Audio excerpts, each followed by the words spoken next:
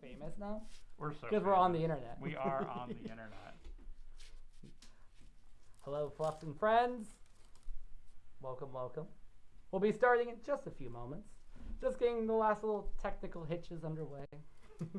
As usual. We also got to practice our fans a little more. Okay, let's go. See, you got the. I need a bigger fan. I feel like I'm like some fan. Small fan. It's okay. Right. No. Remember, it's not about the size of the fan. It's how you use it. There it is. How you use it. I'll just jab you in the snoot with it. But welcome. Thanks for joining us. We'll get started in a few moments. Hope you're having a wonderful Friday. Happy Friday.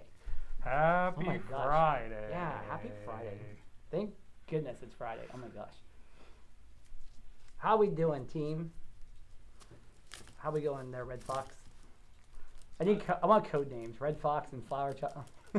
Flower Child. Flower Child. Flower Child. Red Fox and Flower Dog.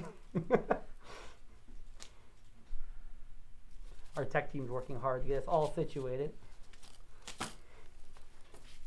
How we doing? Are we live everywhere? Some places?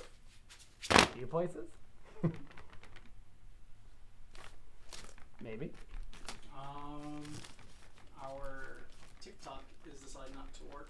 TikTok, all right. Rip. Why not? It says no access. No access. My goodness.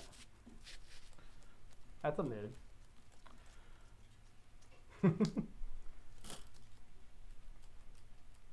But we're live on YouTubies. Yes, we're live on YouTubies. And Hi, Twitch. YouTubies and Twitch. Hello, Twitch.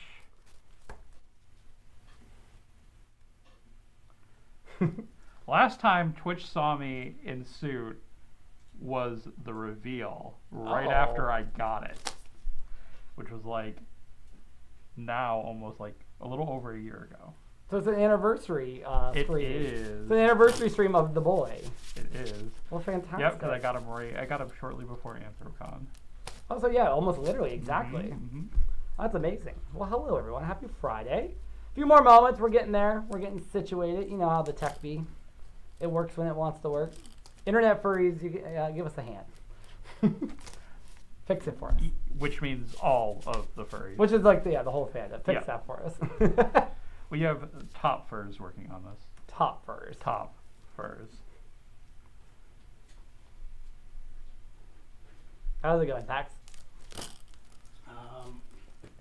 Working on audio For everything. Oh, so they know hear us or? No, they hear you. Just Okay. quiet. Quiet. All right. Enjoy Did we fix the TikTok? ASMR that we are providing for you. TikTok, I don't think we could do. We can't? No, because you don't have access to TikTok Live at the moment. What do you mean I For don't? the studio. I had it on earlier. It said I could go live on my phone. On your phone, yes, but not on the studio. Do we want to swap to the phone? You can put the phone where your mount is and just put it on mine on live. I could. Just plug it in real quick.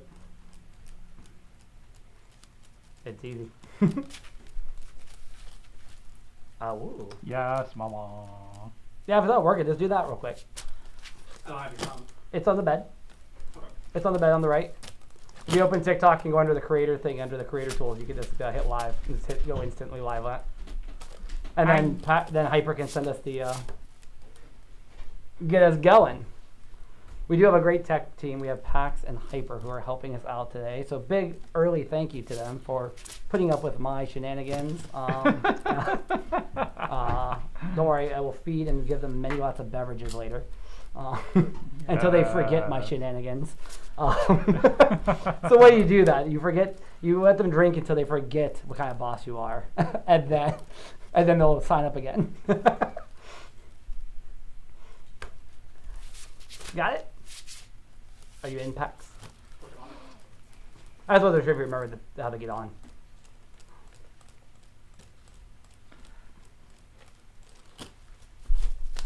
But yes, to our people who are joining on Twitch and YouTube. We're still getting set up. We're setting up some last minute pieces here. We're trying to get TikTok online as well. So stick around.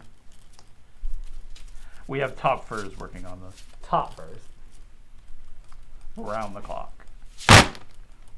I am getting good at this. You were getting very good at it. I need a better... And with pause! Yeah, well, that's the hard part. You gotta get that thumb position for that drop. Yep. So, the iPacks? Yep. On the account? The live's under the studio thing.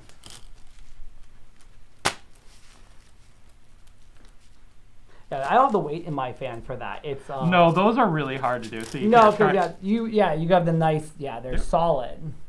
Yeah, they're very solid. It's very solid. This is just that thin plot. You know Yeah. what can I ask for? This was like 90% off at Michael's last year, in the Pride section on like the 3rd day of June. Hi Zeddy. Hi. That's also a fun thing I thought, which is like they're like, oh, Pride's on clearance. It was like June 3rd. And I was like we had it, we took a picture, now get rid of it. Like right. get it out of the store.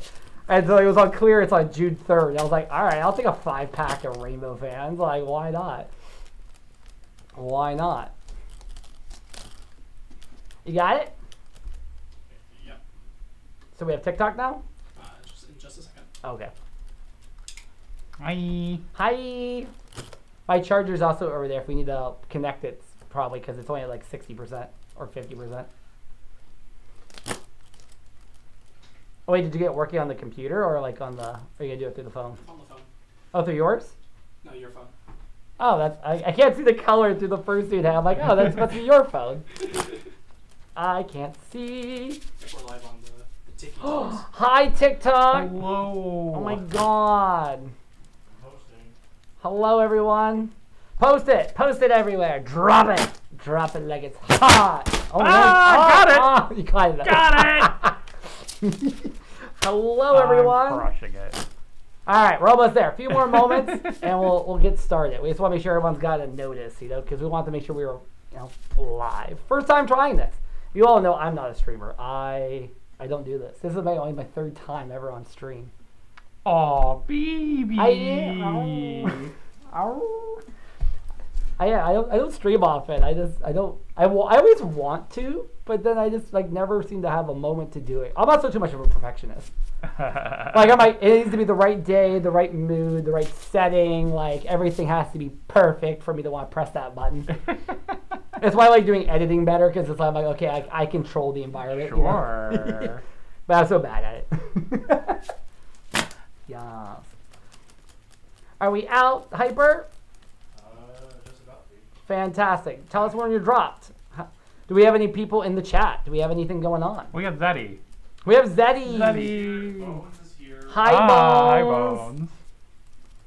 He's working with someone named Dozy. I don't know how to pronounce that. Hi. Oh, they're working with someone? No, they're lurking. Lurking. Yes. So Bones +1. All right. Scandal. Oh, scandaloso. Scandaloso.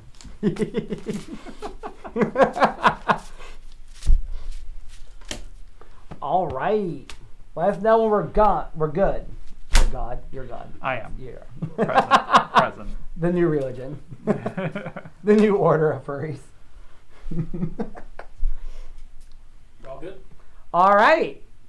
Hello, everyone. Happy Friday. Hello. I'm Arden Wolski, and I am Ursa. welcome, welcome. I hope you're all having a fantastic start to the weekend. We are together. Pause for Pride.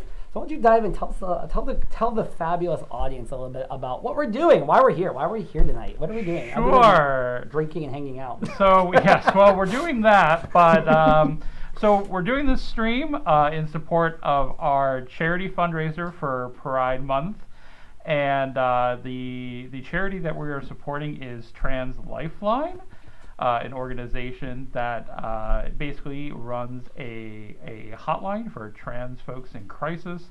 Also supports them through grants as well for trans people that are in need. And for information regarding how to donate to our charity, you can check our social media. Also, I know that in the Twitch chat, you can actually type in !pride, and that will also provide information about the donation as well. And also, I'm sure it'll likely get posted in the chats as well. Yeah, we have it posted all over both our social medias. There's links for it. And as you post, if you donate any amount through our link, you will be put into a raffle to win a custom designed cocktail by me, as well as some other fantastic prizes.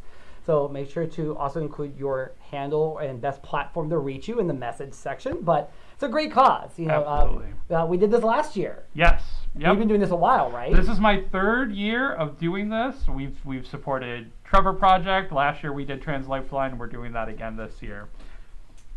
Which is wonderful. It's a fantastic cause to bring awareness to the trans community, give them the support they need. And yeah, it's Pride Month. That's what it's about. It's about helping our community to strengthen it together, bring attention to the areas that we need to, and help each other out. So I love this. But yes, if you guys want to donate, drop it in. Doesn't have to be any specific amount. Any amount, $1 puts you in there. We welcome all amounts. Yes, absolutely. We're heading toward a $1,000 goal, but you guys have been amazing already on the social platforms. Absolutely. We're already like halfway, right? Yep, we are over halfway already, which is thank you to all of those of you who have already donated. We truly appreciate that. It's amazing that we're already that far along, and it's only the 2nd week. Yeah, it hasn't even been that long. We just dropped it, and we have another event too. But this is the first live event. We're going to be doing some other shenanigans throughout the month as well. So I think this is a great time. Let's talk a little bit about what Pride means to us, because we are in Pride Month. Happy Pride to all those and our allies. Thank you. But let's kind of dive into that a little bit. Like, what does Pride Pride mean to you? Like, we'll start with you. You're newer to the community. Yes, I am. So, funny enough, actually, I just saw a post on my Facebook that showed a picture that I took when I was in India, and that was 5 years ago, which is actually the perfect marker to indicate when I came out, which was 5 years ago. The funny story being that I came out to my family, particularly my father, right before I left for India for a week and a half. That sounds like a movie. It's like, by the way, family, I am gay. Bye. Bye. And then go to another continent where they can't reach you easily, and let them think about it and kind of ponder about it for a minute. Then you come back. It's like, oh, why are all the locks changed? Yeah. But so so Pride means a lot to me. Kind of in 2 different facets. One of which is representation. In a big way. I think it's so important to show and represent in the community, to kind of show for those who aren't out or are questioning or are unsure that you have support out there. There are people here who are ready, willing, and able to support you and love and care for you. Wherever you are in your journey, in that place. And so I think that's so important, especially for kids in particular. I love to I have 2 flags now outside my house every day during Pride Month. And I think that's a really big important part of that. And then kind of the second part for me is to take the time during this month to help those who are in need or in danger, and so that's a lot of where the charity and the fundraiser has come in, and particularly looking out for those in our community who are being particularly targeted, like members of our community. Absolutely. And those are excellent points. I think one of the times with the flag, I think is a great topic too. Is a lot of people think we're flying the flag to put it in people's faces. Mm-hmm. And so I just find that argument really interesting. And honestly, for me, showing representation in the community and making it known, it's not like a self-pride thing. It's not like look at me, let me flaunt my sexuality in your face. It's not about that. It's about giving confidence to others in the community who feel alone and isolated. When they see that flag outside, that they're like, okay, there's somebody else out there. There's somebody else like me. Because like I remember, like, you know, many moons ago when we were younger, when I was younger, and I was coming to terms with my sexual identity, right? It was a challenge because there wasn't that much representation. We didn't have it in the media, and you know, the internet was still pretty new, kids. So you didn't have that representation. It was still a very dangerous kind of time to be out, and so. When I saw a neighbor who had a flag out, like daringly had a flag out, it meant the world. It was like, oh, I'm not alone. I don't have to be afraid of this world that doesn't like really appreciate me for me yet. And it helps us make those steps forward. I love that. So no, that's fantastic. And I love that you're like, you said, like, you know, it's one of those journey elements too, right? It doesn't matter where we are in life, like our age. It's a journey, whether you get there younger, older, you know, like you're always discovering yourself, discovering who you are, what you're about. I love that. And that's, it's good to learn, and that's, you know, and it's so important. Like, you know, a lot of people within our community focus a lot on labels, right? And it's like, what are you? And we've created, I mean, especially within the past, you know, 20 or so years, we've created so many different labels, you know, and that's because the community has continued to grow and expand and learn and kind of have the ability to find these new identities and people who can share common experiences and things like that. And that's all wonderful. But it's really important to know that those labels, you know, it's not for gatekeeping. It's not for keeping people closed out. It's really more for every individual person to better understand who they are. And also to know that all of those labels can change at the drop of a hat. Like, that's life. We're never set in stone, you know, in any particular place. We can always be changing, and that is okay. You know, 100%. Live your life and go wherever your life takes you. No, I love that. It's also kind of that element, like, where people are talking about, like, you know, they're like, why does the LGBT thing has become like the alphabet soup, right? And it's not a thing of like we're trying to make it complicated, you know. Not that I'm speaking, I'm not on the board, but like as a part of the community, it's not about that. It's about, you know, yeah, some of them they cover multiple things, and that's the important thing, is that it shows the inclusion of the diversity of this community. Right. That, you know, everyone sees their space, they recognize that they are welcome in here. And that includes our allies and everything else, whether you're in that spectrum or not. But, you know, we welcome our straight friends too.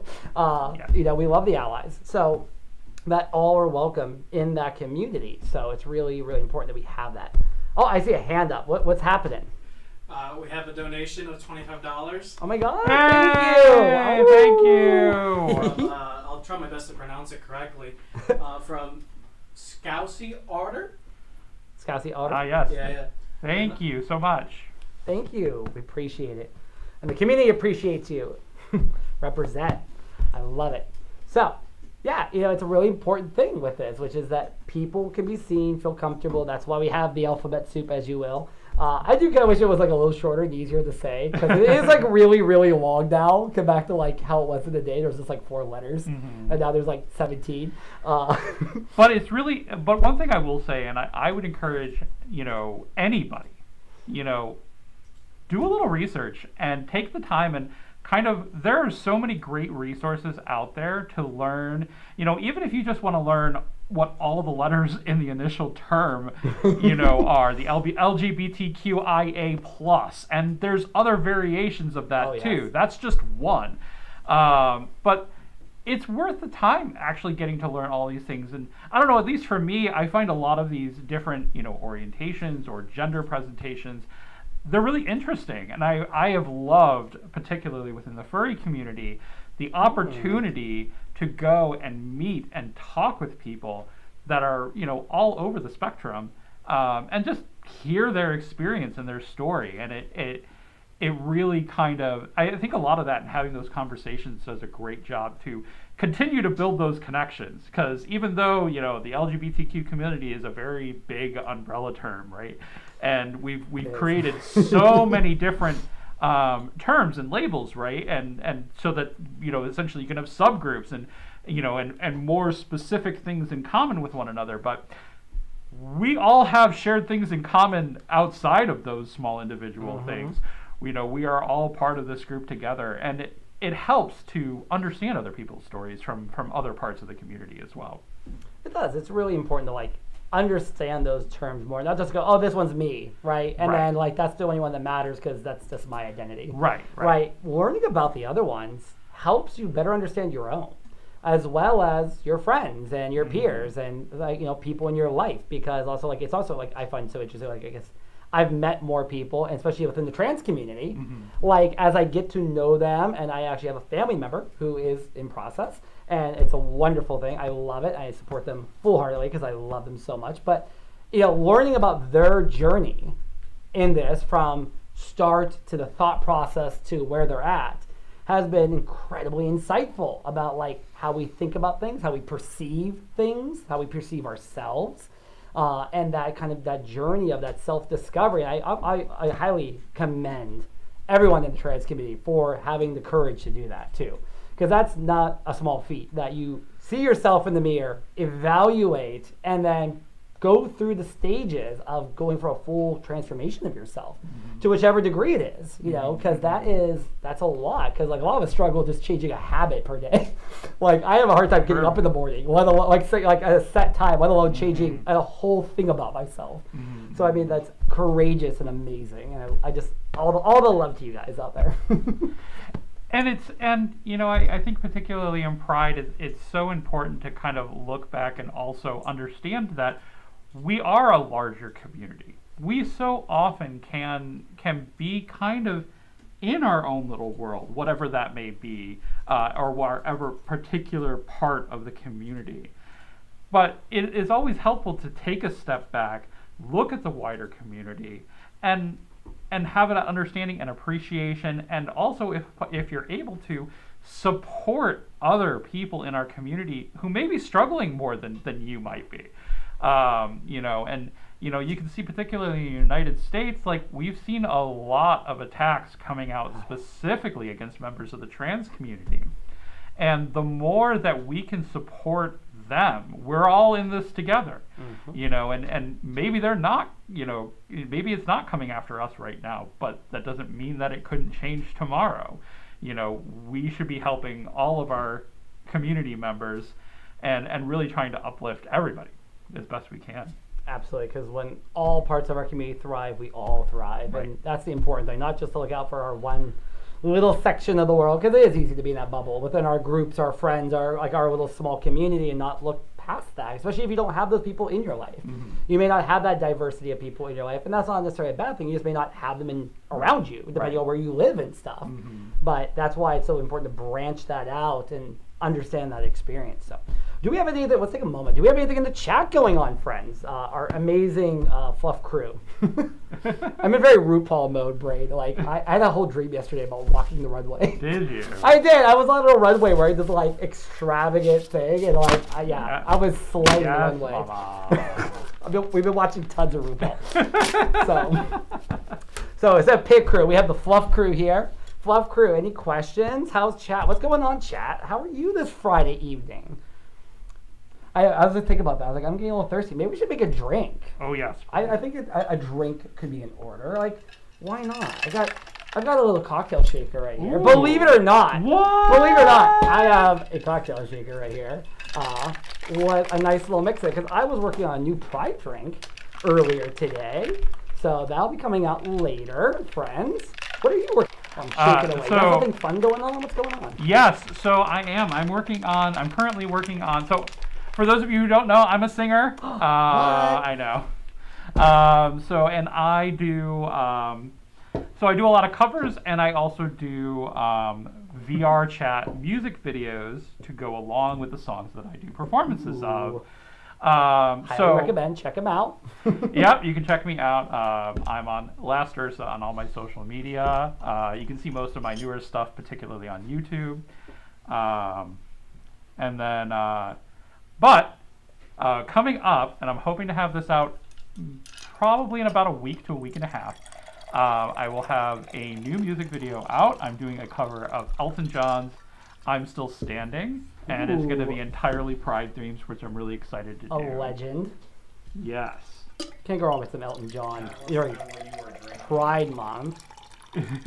Wow, it is a special Pride drink. I can't give it away yet because this is for a new video coming out. But it is a sparkly pink, very fruity drink for the month. It's our new Pride drink. I'll be dropping this later, but it's a fabulous fruity cocktail. So I also have to say that even just sitting here at the table and trying to like grab small objects with my paws, I have such an appreciation for what this fluff does. Trying to make drinks with those bappers. I can't even imagine. I think it adds to the challenge of fun. Because, like, you know, like something like your hands makes a big difference. It makes it a little more edgy and challenging. I mean, listen, a lot of you guys have asked this in the past. I have broken many things practicing how to do this. No, I have smashed bottles, glasses. I actually break. I feel like I break more glasses nowadays when I don't have my paws on. Paxton was just yelling about this the other day because like I just broke another glass in the kitchen, which is funny. I break more, I think, without my paws because I'm so used to being delicate with the paws. And then when I use my normal hands, I'm like whatever. I just like throw them around. But I love it. It's part of the challenge, you know. It's part of the fun of taking something I love doing to the next level and doing it for our furry community because I love you guys. But yeah, we have this fabulous fruity drink. So I'll let you have the first sip. Well, I was going to, of course. Cheers. Awoo. Let you have the first sip. So we're not hearing radio silence. No one's here to watch us sit here and drink. But I love that always like you're just like throwing the whole glass. Mm-hmm. Like you should be like that TikToker. You just put the whole glass in and knock the whole thing back, like the mimosa in front of the mom. It's really good. But it's very fun. Yes, it was really good. It's really tasty. Very tasty, fantastic. But yeah, it's gonna be fun. We're gonna have some fun new content coming up for the Pride Month. But yeah, Fluff Crew, do we have any questions? What's going on in the chat? Tell us something. Tell us something fun, chat. So one of our first questions of the day is: do you guys go to any cons? Yes. What's a con? We went to a lot of cons this year. So we went to Fernal Equinox, which is up in Toronto. Yay, go Canada. We went to Golden State Fur Con, where this fluff was the guest of honor this year, and that's in LA. It was my first time on the West Coast. That was also, if anyone from there is watching, thank you again for having me as guest of honor. That was an incredible and humble experience to be recognized by the community and to just to be able to share my passion with that group. And you guys were all amazing out there. Also, it was very fun to be out in California because I've never been out there and never gone like to Disney World or Disneyland. Sorry. Also, other potential FurCon staff. He is available for other opportunities, and he did 3 sessions during the con, which were all very informative, all about bartending and mixology, which were really cool. So I definitely recommend that if he happens to run those at another con, which I'm sure he will in the future, you should definitely go and check them out. But then we also went to FWA, which is his favorite con. It was my first time going, and I had a blast. It was a great time. And then we are in a few short weeks. We're going to Anthrocon, which we're really excited about, and I'm going to be performing at Anthrocon. I'm so excited. I will be performing with the Anthrocon Big Band, which is going to be a really fun time. Really excited about that. I love that they do that. I love the cons that expand on more interest groups. And this is no offense, no hate to you guys. I love you guys out there. I love that we have the dance crews. I love that we have a lot of those things. But I love seeing the expansion of talent elements, we have music. There's so much music in the fandom too. We have friends who just recently did an opera one too, and that was just, I love seeing this. Let's just branch it out. So if you guys are con chairs, just say. There are so many furries who are involved in live music of all forms that, any con. The theater? Yeah, the theater! Theater furries never. Yeah, no. right. But one of the other big things that's really started to take off this year is there's a furry choir now. And what's really great about the furry choir, I cannot recommend this enough, is there's no minimum skill level requirement. Like you didn't have to go to college for music to be a part of this choir. You just have to love to sing. That's amazing. And that's it. And the songs are very approachable, the ones that are being done. But they did a performance at MFF last year. I was a part of that. That was a lot of fun. They're doing a performance at Anthrocon this year. If anyone's happening to watch this is going to be at Anthrocon, if you're interested in the furry choir, reach out to me. I can get you connected with people. They would still be thrilled to have you join them. It's such a cool thing to see more furries getting involved in live performance events because it's a great way to get lots of people involved. Absolutely, and that's it's an interesting. We'll come back to the con thing in a minute, but I think that's an interesting element of that. This fandom, we're gonna come back to that too in a bit, but the fandom is so diverse. It is not of a single interest. It is a living, breathing thing of so many interests and so many incredible, talented people. And that's why I love seeing at these cons that diversity of it. Like, I want to see more music. I want to see more singing. I want to see more talent shows. I would love a furry talent show at a con. Like, more talent shows. Yeah. Like, open ones. Like, somebody do, like, magic tricks and fursuits and stuff, That would be awesome. Like, I want a rabbit to do like, a magic show. The drag show. Our crew is signaling the crew! us. Hi, crew! There was a question to Ursa specifically just a few moments ago. When did you start singing, and how did you get the confidence? Oh yeah. Great question. So I have been singing, oh my gosh, since I was like 8, 9, 10. I've been doing choir and stuff since elementary school, and have been continuing it all the way through. I was a music teacher once in a past life, and I so I went to college for it. I'm professionally trained. But the biggest thing about confidence is you're doing what you love. And that's what matters more than anything else. And the thing is, I'll tell you from my opinion, even as someone who's professionally trained, it doesn't matter to me whether you're singing notes perfectly, whether you're singing rhythms perfectly. You forget words. I talk to a lot of artists out there. And obviously the furry community has tons of artists of all various skill levels.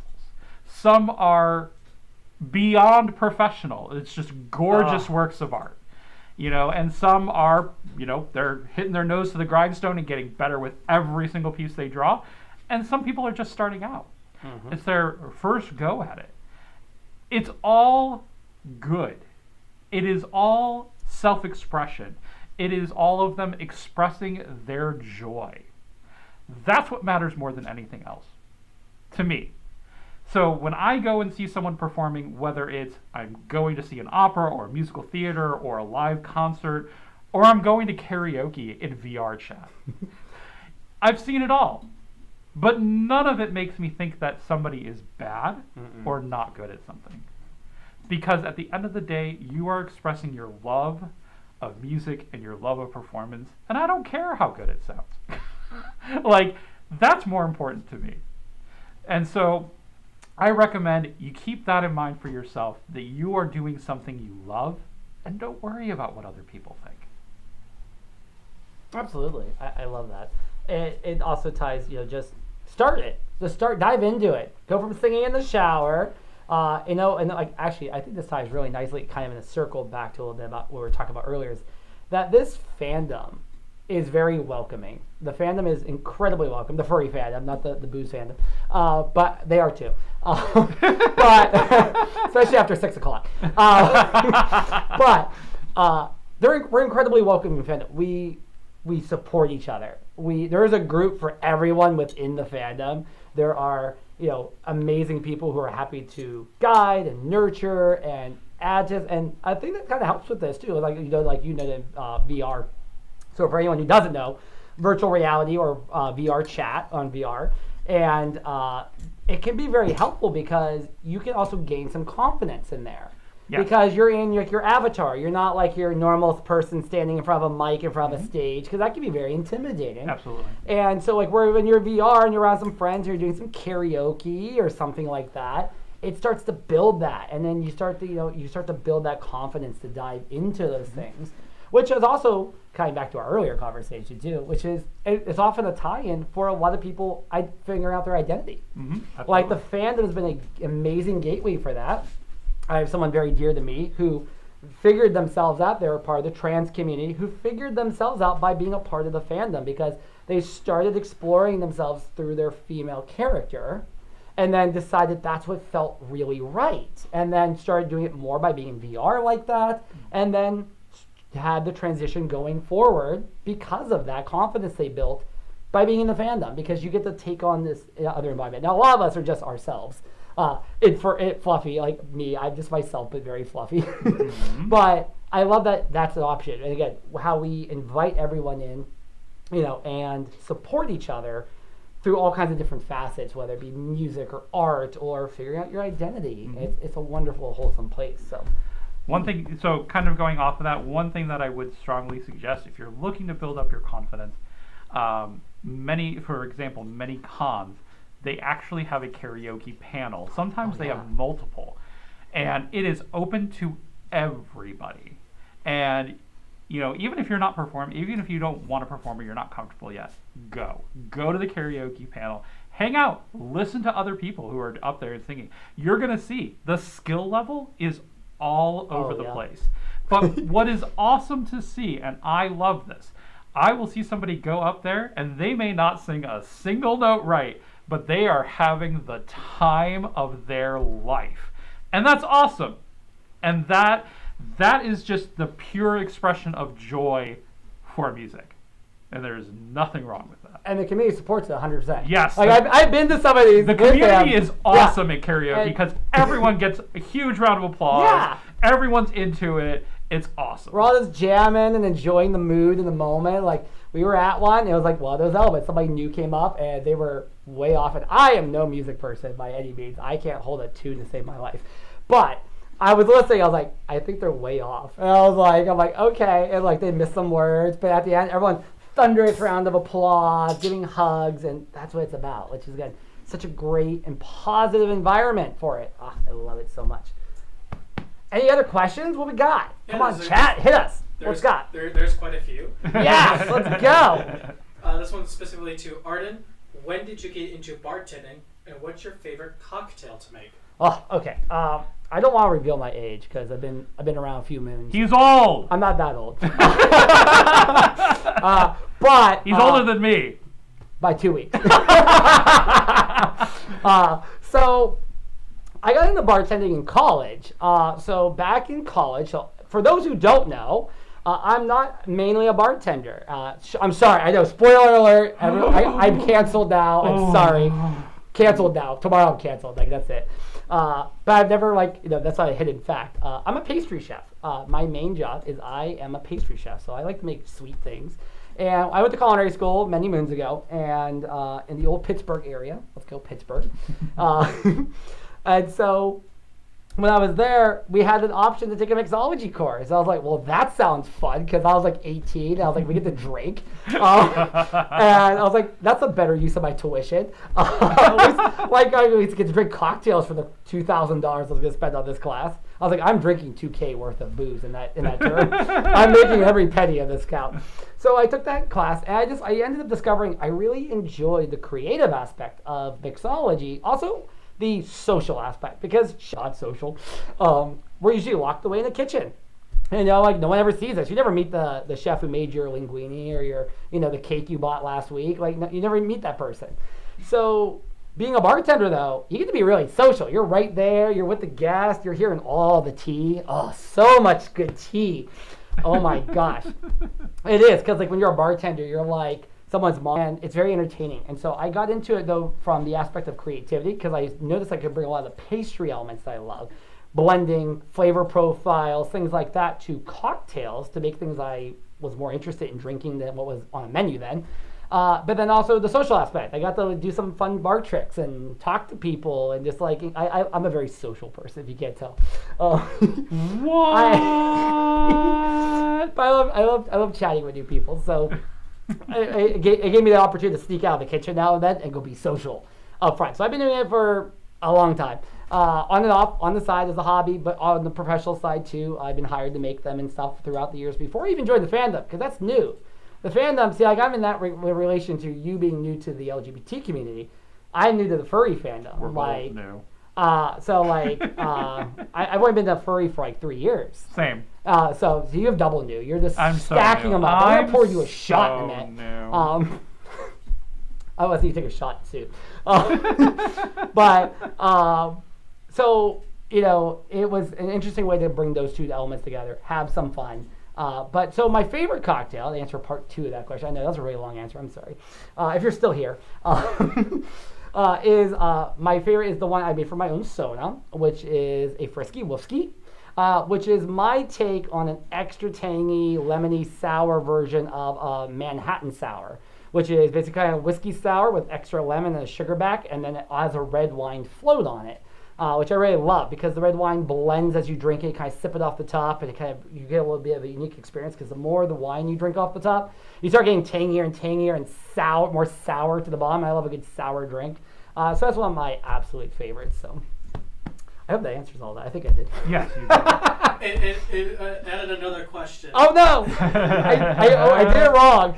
Teacher failure. Like, would you have another question because you answered the question? You did it wrong.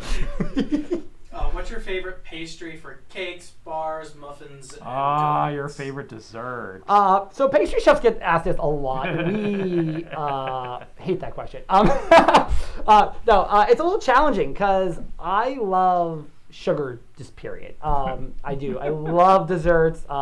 The people in this room can agree with this. I have gone and dragged them around. 4 desserts. 4 desserts in one evening around Canada. Yes, in Toronto. Because I needed second dessert, third dessert, and fourth dessert. All within like 10 minutes of each other, too. It wasn't like spread out over the night. Ice cream, churros, more ice cream, and a milkshake. So I wanted a lot of ice cream that day. Just in different forms. But I do. I love a good dessert. But my kind of go-to thing is chocolate. So coffee blended with chocolate is one of my favorites. But chocolate is my absolute favorite. I love chocolate. I actually apprenticed under a German chocolate master. I spent a lot of time doing chocolate design and things like that, and I love chocolate because its versatility but its complexity of flavor profile. I just love pretty much chocolate anything. Weirdly, one of my favorite cakes, I'll actually tell you guys one of my secrets. My favorite cake, and everyone always gets weird about this one, is a chocolate chip zucchini cake. So it's kind of like carrot cake, but it's chocolate, and you swap carrot for zucchini. And you don't taste the zucchini. People are like, what? Zucchini? Oh my God. You don't even taste it. It disappears because when you bake it, it turns to like mousse. And it just makes the cake super moist, but like really earthy. And I love it. It pairs with chocolate so beautifully. One of my absolute favorites. It's like, I make it for myself once a year on my birthday. Because it's a special cake. I make it once a year. Spash. Super spash. Super spash. Super spash.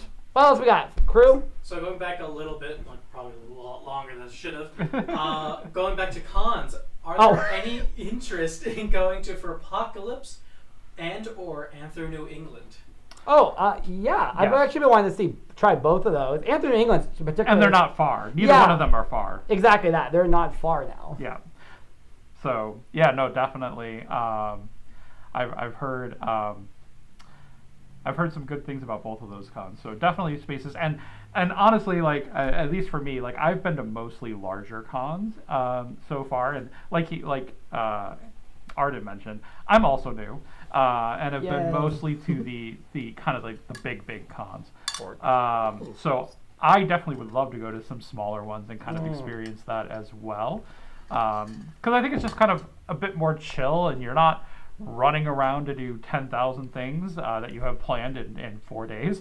100% that. Kind of relax a little bit more. Yeah, I got the opportunity to do a couple small ones last year, and highly recommend because the big ones are fun. There's so many things going on, but it feels like you're like event. And then like the smaller cons with the Megaplex, which some of you might be like, that's not a small con. It is compared to AC and MFF and FWA. It's way smaller. But it was so chill because like there's not that much going on. Everything was really relaxing pace, and there's not mobs of people. Like we just got to walk around and enjoy the like more hanging out time, and like just like talking with people in the hallways and meeting people than running from event to event. So it was really nice. I do recommend it. But we do want to try them out. I do want to check those out, especially since they're local. I've heard good things about both. I do. I love a cozy con. I gotta get a good schedule. I need to figure out the good schedule, like a busy one and then like a chill one, or like 2-3 a year, not 6 a year. No. But I won't. The earlier part of this year, like murdered me with cons. Yeah. So that's another interesting thing. You know, there are plenty of people in this fandom who go to a ton of cons a year, and I like even vendors. I don't know how they do it. Oh, it's so much. It's so much travel and pack. Oh yeah. my gosh. But like, so we went to like 4 between the months of March and July. Yeah, it's like one every like 4 or 5 weeks. It is so much. So much. You know, it's definitely, at least in my experience, I'm kind of leaning more towards maybe 2 or 3 a year, kind of going forward. Because a real vacation in between would be nice too. Right. Like that's not just a call. Like go somewhere in the beach or Right. relax a little. It's gonna be a weekend at Bernie's. So before next question or before next moment, I just want to know for anyone who's just joined us recently. Hi, we are doing a charity live stream. We're not just here for the funsies, but we are here for funsies. But we're here for a charity live stream. So if you donate via the link, you will be put into a raffle for a custom cocktail. Some fantastic prizes. Those will be drawn on July 1st. We're trying to hit a goal of $1,000, but you guys have been doing such an amazing job. I think we're going to have to double that, or I want to see us surpass that. By the time we hit the next stream later this month, I want to like see like we're doubling it, because I know we can do it. Like, they're an amazing giving community, but that's what we're here for. So join the link, drop $1 in there, you know, support the community, because we're supporting the trans community. So send some love out. It's Pride Month, dang it. I know you can give $1. I know you bought art recently. Put $1. I'm calling you all out. I know you bought art. I've seen you with cons. You can put $1 in there. I'm calling you out. And also, all donations get entered into a raffle for a custom cocktail that this boyo will make. Just make sure you put your @ in there. Yes, please put in your method of contact, whether that be your Twitter handle, Telegram, whatever, what have you. Yeah. Like, put your username and then the platform, because if you're coming from a different platform, we won't know where to find you at. Yep. Just put that in the like the message section so we can find you. Just don't be like, you know, John Smith. It's like, okay, well, where is John? we can't find you. So, and keep an eye on socials. We'll post that winner on July 1st. So, all right, what was the next thing? I saw your hands go up, Team Fox. Yes, we have a new sub on TikTok, Madrid5. Hey. Welcome. Thank you for the follow. In terms of finding the link to donate, if you're on YouTube, it's just the first link in the description. If you're on Twitch, just do the !Pride and it'll be right there. On TikTok, it's a little bit more of a challenge. You have to go on to @Arden on Twitter, and then you can find the link there, as well as for @LastUrsa. The link is right there as well. So you can also get it from my main card. If you go to ardenwhiskey.com, there's a news button on my card, my info card there. Just go to ardenwhiskey.com. There's a button there. It takes you to the news page. It gives you all the links. There's also a great shirt for all our VR friends. Tell them about the shirt. Yes. So this is the second year that I've designed a shirt to go along with the charity. I don't know where this random spark of fashion creativity came into me, but I love designing clothes. Yeah, probably. I love designing clothing. What? For VR. For VR. So made a shirt this year for Pride Month for this year. It is up on Gumroad. The links are in our social media. You can check that out. It's currently for the Winterpaw canine. That's the one that's on there currently. However, if you have any other avatar and t-shirt model and you would like to get this design on that t-shirt, reach out to me on social media. We can make that happen for you. There you go. So you can also rock it out in the VR model, which is also a great way, because then the proceeds go to the charity as well. Yes, all proceeds for the Gumroad go after Gumroad fees will go directly back to the charity campaign. So you're helping and getting a fashionable shirt. I love Yes. it. Fantastic. I saw the pod go up. What happened? No, I was saying you guys will find that link on YouTube in the description below as Perfect. well. The next question, which was related to the last question, was it good first con to go to? Ooh. That's a great question. There are, to be honest, there are good reasons for all sorts of different cons. Perhaps we can share both our first con experience. Sure, yeah. So my first con I went to was Anthrocon in 2022. That was my first con that I went to, and it was very much like, oh wow, because it's a very large con. It's in terms of people. But what's really nice, particularly though about Anthrocon, is that even though there are so many people that attend that con, it really doesn't feel that way all the time, that it's so super crowded, because the furries literally take over the entire city of Pittsburgh during that con. So they're spread out. They're everywhere. But it's also such a cool thing to see. You can be driving in downtown Pittsburgh during the con. You will see furries walking in the streets all over downtown Pittsburgh, which is awesome. They have a giant fursuit parade. It's one of their biggest selling, kind of biggest PR things for the con. It brings out the entire city. So many people that live in Pittsburgh, they will bring their kids. They come to see the parade. They really enjoy it. The team for Anthrocon has done such a great job with PR and working with the city to really promote this. Now, not only do they do a fursuit parade, they do an entire block party in downtown Pittsburgh that's just open to the community. Fursuiters are out there. There's live musicians. There's food, everything. It's such a cool experience. They also have a ton of live music at that con, both from within the fandom, but also people that they bring in. So there's tons of activities to do. And it's a really great space, both inside the convention center and in the hotels, but also outside. There's a lot of outside space that the furries just kind of inhabit. Spots down by the waterfront and other places. It's such a cool experience. I have to speak to Anthrocon too. It's not my first. I'll tell you about my first event, but I agree. Anthrocon was a really cool experience because while it is huge, it is so incredible to see the work the community did to integrate itself into that city. Because you can be anywhere, walk around downtown, and no one minds that you're in fursuit. It's not like a spectacle. It's very comfortable, and people get excited. We were at Point Park last year, a couple days before the con started, and we're out there, and this little girl came. She goes, "The furries are here!" And she keep running over, wanting to take pictures, and her parents are like, "Oh, hi, furries!" And I was like, "This feels so weird." I'm used to people being taking a picture from the side and trying to be scared. Yes, wait. What? We just got a $100 donation. Oh my God! They are anonymous. There is no name, but thank you so much anyways. Thank you so much. Oh, thank you so much. That's amazing. We need to do I know. I think we have to do a shot for that. Yeah. We'll do a shot for that in a second. I'm going to finish the story because I'll get sidetracked. I know me. I'll get sidetracked. I'll forget.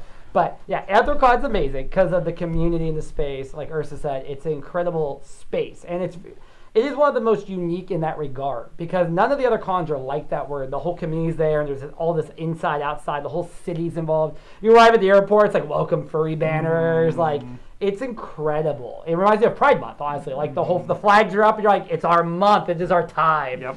And that's how Anthrocon is. Now, I will speak before my con. One thing is I would recommend is if you're trying to figure out a con, you can go to, if you go to furry cons, furry conventions, I think it's .com, they list all of them, where they're at, where they're happening, and you can look at them via the wiki link and they'll tell you the attendance rate. Yep. Because that's something important to consider, only because if you have any type of anxiety issues, if you're feeling nervous about crowds, things like that, consider that because it can be very overwhelming. Because some cons, no offense to MFF, it's a packed house. Yep. That is a packed house. Yeah. And if you have social anxiety issues or something like that, that's a little intimidating. A local one, or if you're not ready for a con, find your local fur community. Because we have one here, there's one where I was in Florida. There's small groups. You usually find them on if you just Google search that city name and furries, you'll find them via Telegram or Twitter or something. And join the local fur group. They do meetups. They go out in suit and they walk around a little bit, and you can get kind of acclimated to that before you go to a con. Because it can be a lot. It can be a lot. And they're not cheap either. So no, and to kind of go off that too, I would strongly recommend that for a con that you go with friends. Absolutely. If if you can swing it, if you can make it happen, go with friends. Go with people that you know. There are plenty of opportunities within a con space to meet new people and make friends. It's absolutely doable. And in fact, I do know another furry content creator. I can't remember his name. the purple cat. I'm so bad with names. The purple and yellow cat. Yeah. I'm so sorry. I can't remember your name right now. Okay. Because we're friends. I can't remember. He's done like the furry 30 for 30 Yeah. and other series on TikTok, which have been really good. He actually did, and I believe this is on YouTube, an entire video on going with no one and just trying to meet and make new friends at a con. And I believe he did that specifically. Oh, interesting. And it was a really cool video just to show like, hey, you know, you can go there. You can go meet and make new friends. And, you know, the community, we're very open and like, you know, we love to, you know, a lot of us do like to meet new people and make new friends. And, you know, we love to share this space. We're very welcoming. So it's definitely doable. It can help, especially if you do have a little bit of social anxiety or things are just not sure what to do at a con, to have other people that you know that you can meet there. I know that when I went to AnthroCon for the first time, I actually met a number of people that I had known for a little over a year in VR chat for the first time at that con. And it was a great experience. Had a great time with everyone in that group. But yeah, it can certainly help, and especially if you do have things like anxiety and other things like that, having people you know and that you can kind of rely on can certainly be a big help with that too. To tie onto that. Finn's the name. Huh? Finn is the purple. Thank you, Finn, that's yes. it. Sorry, Finn. I'm so sorry because I work with friends too. And I'm like, I'm so bad with names. I'll recognize your face or your suit for like a million years, but your name I'll be like, you're a cat, right? So bad. So to speak to the FurryCon on that note, my first ever FurCon. So I went crazy and big. My first FurCon was FWA in the same year in 2022, and so I went up there because I was close by. It was just the most recent, like I could drive up there. And I went not knowing anyone. I had just joined the fandom not too long. I was only in the fandom for like, you know, so many months. I got my ref sheet done, and I was like, there's a con, I'm going to this. So I went to this con, and I didn't know anyone. I talked to a couple of people on Twitter, and I knew they were going to be there, but I didn't know them. Like, we didn't hang out in VR or, you know, anything. And so I went to FWA, and I had an amazing time. I'm a social creature, so it's so hard for me to walk up to people and be like, "Hi, you're cute." I do this all the time when I'm shooting too. I just walk up to people and hug them. But I met a bunch of amazing suitors. They invited me to hang out with them. Made great friends. It was a lot of fun. Went really, really well. So like that was a bigger con. It was a little overwhelming at first. Also, I didn't know there was this many furries. Like you hear about them on the internet, but then you see them all in one building. You're like, there's a lot of furries. But also, it's like something not be intimidated by with going to cons is you don't have to have a suit. I always love to dispel that. You don't need a suit. No. You don't need even a character. You don't need any of that. Nope. If you just want to go and experience it, go and experience it. Like, it's a very welcoming community. Most people don't have a suit or any part of it. One of the things, speaking of that too, and this to circle back to something we were talking about earlier, if you're thinking about trying to do things like performing or doing artwork or doing anything in the community, you do not need a fursuit Don't need one. Any of that. Don't need it. My first time that I performed at a con, I went to a karaoke event. This was actually at TFF. I went to a karaoke event. I didn't have a suit. I went up and sang, had a great time. You can do all of that. You know, you don't need, there is no minimum bar to entry other than, you know, liking the furry fandom, liking anthropomorphic animals. But beyond that, to be an ally. You know, you don't need anything else, you know? So you don't. Don't sweat that stuff if you haven't made decisions. When I first joined the fandom and I was meeting people, particularly on VR chat, I didn't have a fursona, and I talked to a lot of people actually. I was really curious. I wanted people to tell me the story of their fursonas and how they created them, you know, and what was the story on that. And it kind of scratched an itch for me. I'm a D&D person. And I love to create new characters in D&D, and you could do the same thing with fursonas, which I have Ursa, who is my main Sona, and is me, just fluffy. But I also have 3 original characters, oh my gosh. One of which now has a suit, and that is Lyrics. Lyrics is a lynx. And if you're cat. Pork. yes, it is a cat. Pork. I know, I betrayed my own kind. You did. And they fight. By the way, I fight with him all the time. They can't be in the same room. They can't. But for those of you who are at Anthrocon, you'll see him also making an outfit to go along with lyrics because he's a little punker. Premiere. He's a little punk. Super premiere. So yes. Of that on that side. Yes.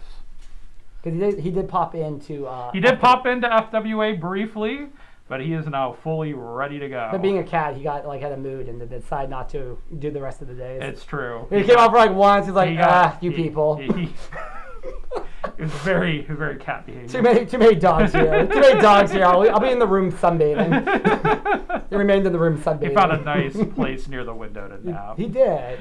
He's very cozy there. So friends who are joining us, again, we are doing a charity fundraiser here, for Trans Life. So I just poured a round of shots. Don't you love this rainbow shot holder? Can you see it in the?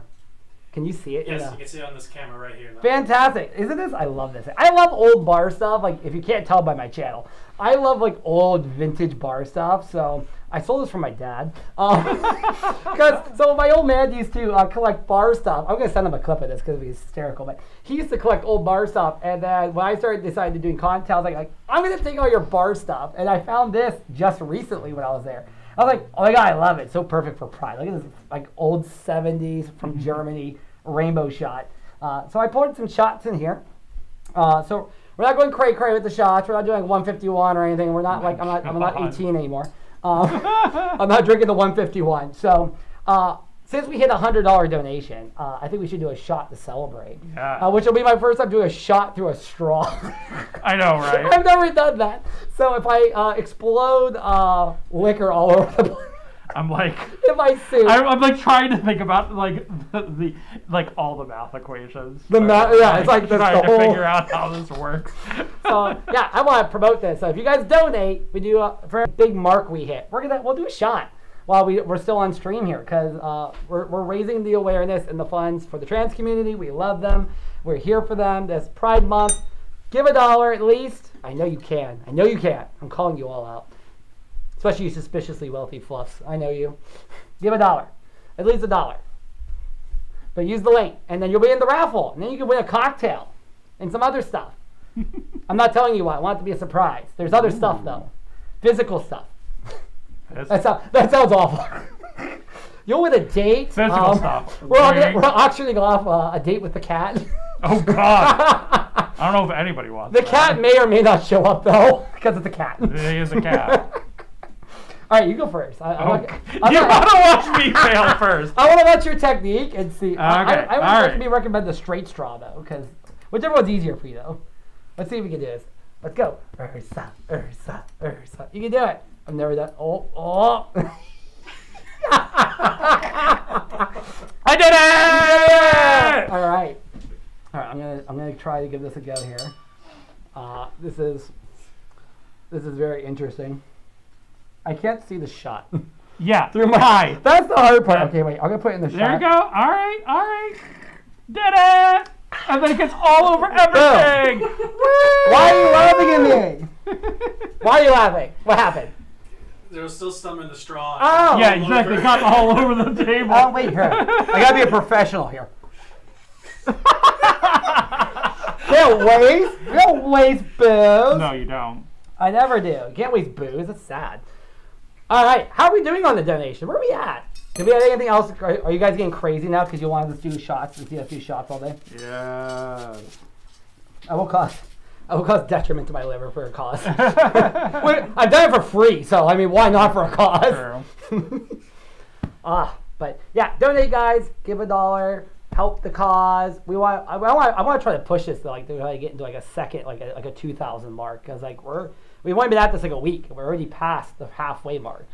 Yeah, so I will say, over the past 2 years, we've raised a combined amount of $1,000. So if we make $1,000, you've already doubled what I made. That's amazing. I love this. Come on, guys. It's a great cause. Support our community.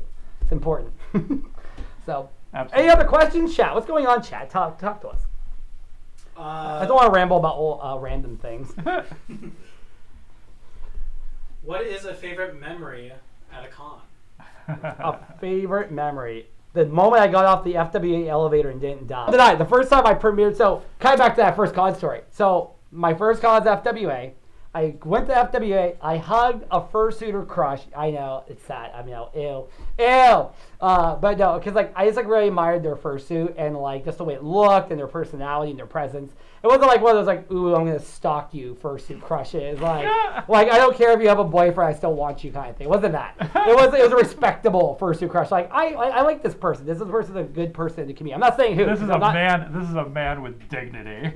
I have standards. I have some standards. So, I respectable fursuit crush in the community. I'm not telling you who because I don't want you guys stalking him. I know how you all are. I know how you are. You'll be like, oh, that's Arden's taste. I got it. That's okay. They're all stalking you anyways. No, I don't know. So I'm not telling you. So weirdly, and I didn't know this. This was not planned. This was not planned at all. I did not look at their Twitter or anything. I got to the lobby, I checked in, I went downstairs, I was like, I'm gonna walk around, get a feel for the con floor. And there he was. He was just there in suit. And it was like the fates had intervened.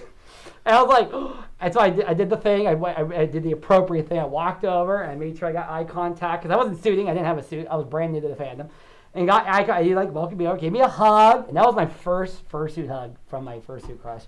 And as soon as that fur touched me, I was like, crap, I have to buy one of these. I do it. I had to get one. And that was a fun conversation, too, because I had to come home and tell my spouse I was going to buy a fursuit. After I told them, I know you're watching this, too. After I told them, I was like, there's no way I'll ever buy one of those. Because we had a whole conversation about, like, nah, I'll never buy a fursuit. I did the same thing. I was like, I'm not going to buy one. And then here we are. I had that hug, and I came out, I was like, I really need a fursuit. He's like, like, I do it. I was like a big I told you so. And I was like, I'm bad at being decisive about those things. I was like, nah. And then you try it, and then you're like, oh, I actually do like chocolate. Darn. So yeah, I had that. I ordered the boy 3 weeks later. Like I was hooked, 100% all in. Like I wasn't even a fan of a year, 100% all in. So, yeah, it was just a really fun experience to kind of go to and have that to like meet, connect with people, and then also get that like vibe before like what level you want to participate in too. But I was gonna say I forgot. That was good though. That was a good first memory. It was a good first. No, that was a good first memory. It tied into this, like all of this. FWA actually inspired me to become a content creator too. I wasn't doing content before that. I came back from that con, and I was like, I'm doing all kinds of new stuff now. I'm a new dog. I'm a whole new wolf now. Like, yeah. What's yours? Go. So for me, I would say that I have two. One was from my first con when I went to Anthrocon. I remember being in my hotel room with a bunch of fluffs that we had all, because it was a large, we got 3 rooms. That was how large our group was that went to like a block Anthrocon. party. Yes. And we actually all managed to get 3 rooms all connected to each other on rare. the same floor. Okay, that's really rare. Yeah, it was awesome. And I remember sitting in the hotel room with a bunch of us in there, and it was so weird. You could close your eyes and you're like, I'm in VR chat. Right, because it's the same voices all and the voices and everything. It was so. You just need a mirror wall. It was right. It was so surreal. My next favorite experience probably would have been at TFF, which was the first time I did karaoke in front of people. I sang "Fly Me to the Moon," which was really fun. Aww, that's a classic. And also I think just kind of seeing into the future.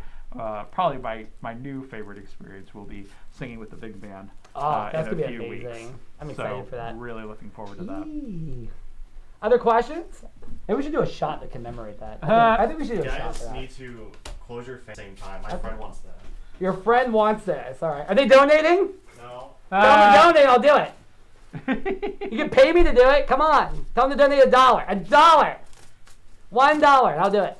I'll do it like 3 times until I get it right. Or wait, I'm waiting for $1. I'm waiting. When we get $1, I'll do it. All right. See, we're buyable.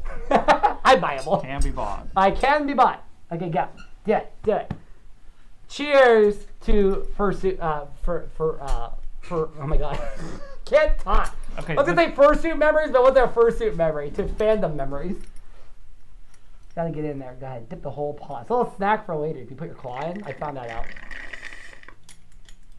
Now, no, notice that I waited to take the straw out. No mess. I like No the mess. It adds a little bit to my mess. character. All right. This is the hard part. It's like just aligning myself. Thank God these are in a track. Oh my gosh, yes, you're absolutely Doomed. Utterly doomed here. How classy that we're drinking shots out We of this straw. are. Listen, like this is old 70s pride from Germany, so I'm here for it. All right, what else we got, chat? What we got? More money. Put more money in that pot. Gib. There's no other questions at this No time. questions? Is anyone there? Are you there, TV Land? There is a few. right. A lot of people are saying that your fursuits are adorable and No. cute, as always. Arr. No, you're adorable. You're cute. There's been a few that says that your drinks has inspired some people. Aww. I've seen that a few times. Wow. Message me. My DMs are open for these things. I love talking shop. Or join the Speakeasy, my Speakeasy server. Pop in, say hi. We'll also be launching a Telegram channel though, so for my Speakeasy friends, we'll be doing a Telegram channel because I'm way more active on Telegram. I'm really bad at Discord. I'm so bad at Discord. I try so hard, but I'm so bad. But I will have a Telegram channel launching. We'll probably push it out this week. There'll be an announcement on Twitter and stuff, and we'll be in there and we'll be doing stuff so we can meet up at cons and have a cocktail. I love it. Could be a non-spirit cocktail too for anyone who's not of the drinking age. He's done a whole entire session on non-alcoholic drinks. He actually Absolutely knows all about how to use those, make cocktails with those, the whole nine. Yeah, the mocktails are a thing, and I love a good mocktail now and then. There's a whole thing on the website too about mocktails. You can check that out. But if you have questions about, message me. Like, almost every drink I make has a mocktail variant of it, can be done. I can teach you how to make one. And the last one I did, I actually it's a new thing. I posted both, which is how to make it as a regular or a mocktail. Nice. Might be something I do going forward too. It's like actually do the dual recipe, so like you guys can try them either way. So There has been demanded that you guys hug each other. hug each other. Oh, Huggies. Bow. Bow. Demanding. Did they donate? Yes, that's right. All forms of commands can happen. Well, not all forms. Let me retract that statement because I know you degenerates on the internet. Just remember, everybody has a price. Yeah, I mean, this isn't wrong either. But donate. Give $1. Help us hit these goals. Help our trans community. Gib. Any of your thoughts, feels? What you guys got going on? Anybody doing anything this weekend? Going anywhere this weekend? There was a question that was just dropped. Ooh, just dropped. Hot. What was your chocolatiering life like? Very sweet. It was a lot of fun. So I'll give a little more insight about myself. I'm in a sharing moment. So when I graduated school, I went and I used to work for Disney, Disney World, the magical world of Disney World. And so I was there for a good number of years. I used to do dessert design, wedding cake design, and did chocolate competitions with them. It was a lot of fun. It was a lot of work too. Like honing an art like that takes a lot of time, just like anything. Like any type of instrument or singing or anything, right? It takes time. It takes practice and dedication and passion, and it can be hard at times and discouraging at times. But it was a lot. But I really enjoyed it because I also had a really hard time not eating the things I was making. That was like the hardest thing because I was like, I always wanted to eat. I'd be like, look at this gorgeous thing. I'm like, I'm like, oh no, some broke off. Because it was so tasty because we got to do so many. And yeah, so it was a lot of fun. Very, very sweet. I'm gonna cause a stir. An unpopular opinion. I'm not a big fan of white chocolate. Me neither. I know. I'm gonna cause a fit. Now, according by chocolatier standards, white chocolate's not really a chocolate because it doesn't actually have any real chocolate base to it. White chocolate is just the cocoa butter, the fat of the cocoa bean, mixed with cream and sugar and stuff. So it's kind of like a really enriched Crisco. I hate to say it like that, but it kind of is. And so it's my least favorite. But if you haven't tried, We have the more raspberry flavored chocolate, which is really interesting. It's a newer chocolate that came out into the market. It's its own species of chocolate, which is just wonderful to try. And if you see the pink chocolate out on the market, it is not like colored. It's not a white chocolate colored variant. It's its own species. That pink chocolate, I love it. So, which is known as ruby, by the way. I don't know why they say ruby chocolate to begin with, but it's called ruby chocolate. It's its own species of cacao bean, and it's very interesting. It's like a tangy, sour raspberry white chocolate, but it actually has 100% chocolate in it. So it's not white chocolate. It's not fake white chocolate. So do try it when you see it on the market. But my favorite's dark. I'm a dark chocolate boy. I do love some. It doesn't need to be like 99% dark chocolate. I want a little sugar in there, but I do like my darker chocolates. 1%. No, that's a little too dark. I want a little more sugary.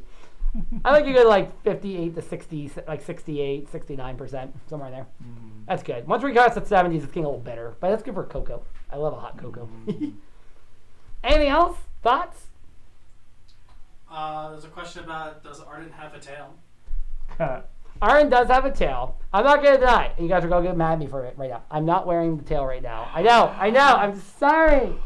Because I know it's going to be sitting here for a long time, and my tail is really big. I will wear it for the next stream for you guys. Because I'll be standing too, because I don't usually sit in fursuit.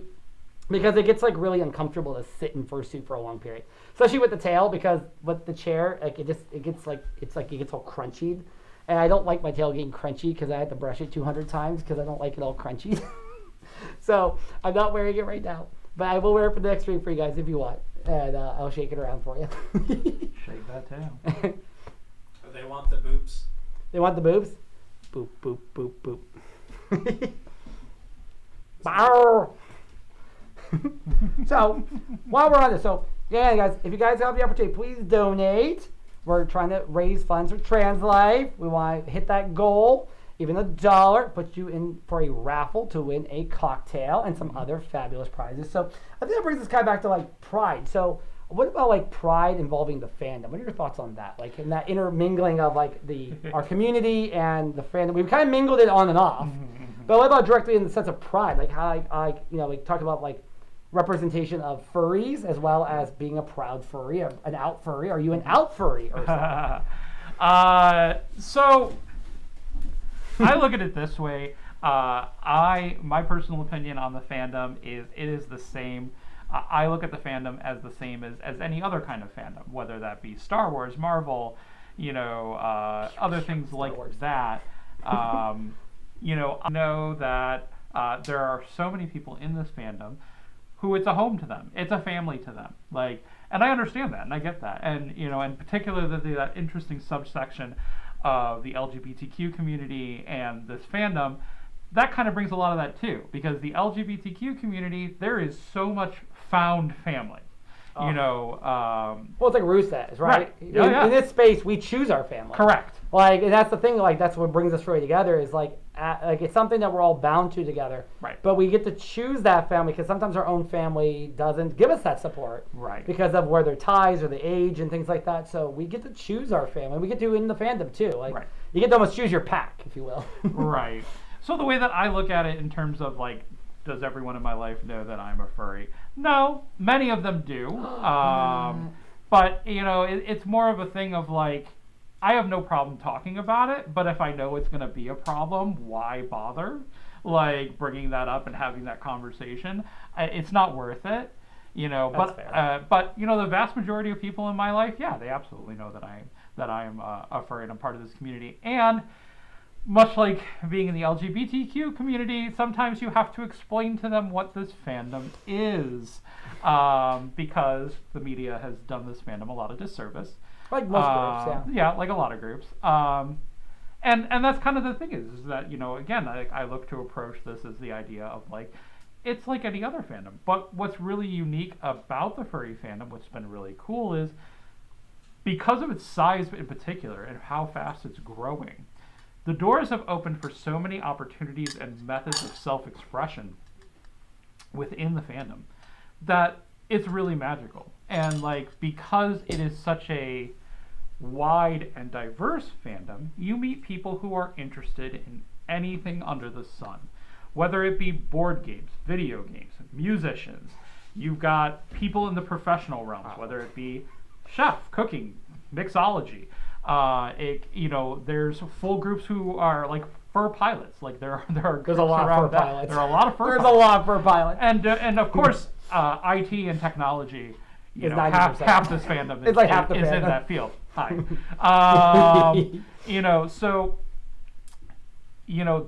There are things to connect with people in this fandom about anything, and we're so varied and diverse. That is something that does make this fandom kind of special, because we also have this space to truly be our most genuine selves.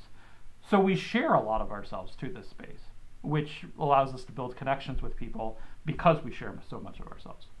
I agree with that. That's a really important aspect we kind of touched on earlier, which is, unlike some of the other spaces and fandoms where you get into like Star Wars, for example. Sorry, don't sue me, Star Wars. On shot first. Fight me. Yeah, come on. Bring it, George Lucas. Bring it, Disney. Bring it, Disney. I already gave you my soul. But I think that's like a really great point, which is like, in that kind of regard, those type of fandom spaces are like, that's the draw. Where like it's an expression of like your Star Wars aspects and those things, and like it kind of like it feels like kind of some of them are one thing. You're a Star Wars fan or a Trekkie or what? I don't come after me, Trekkies. I like a lot of sci-fi stuff.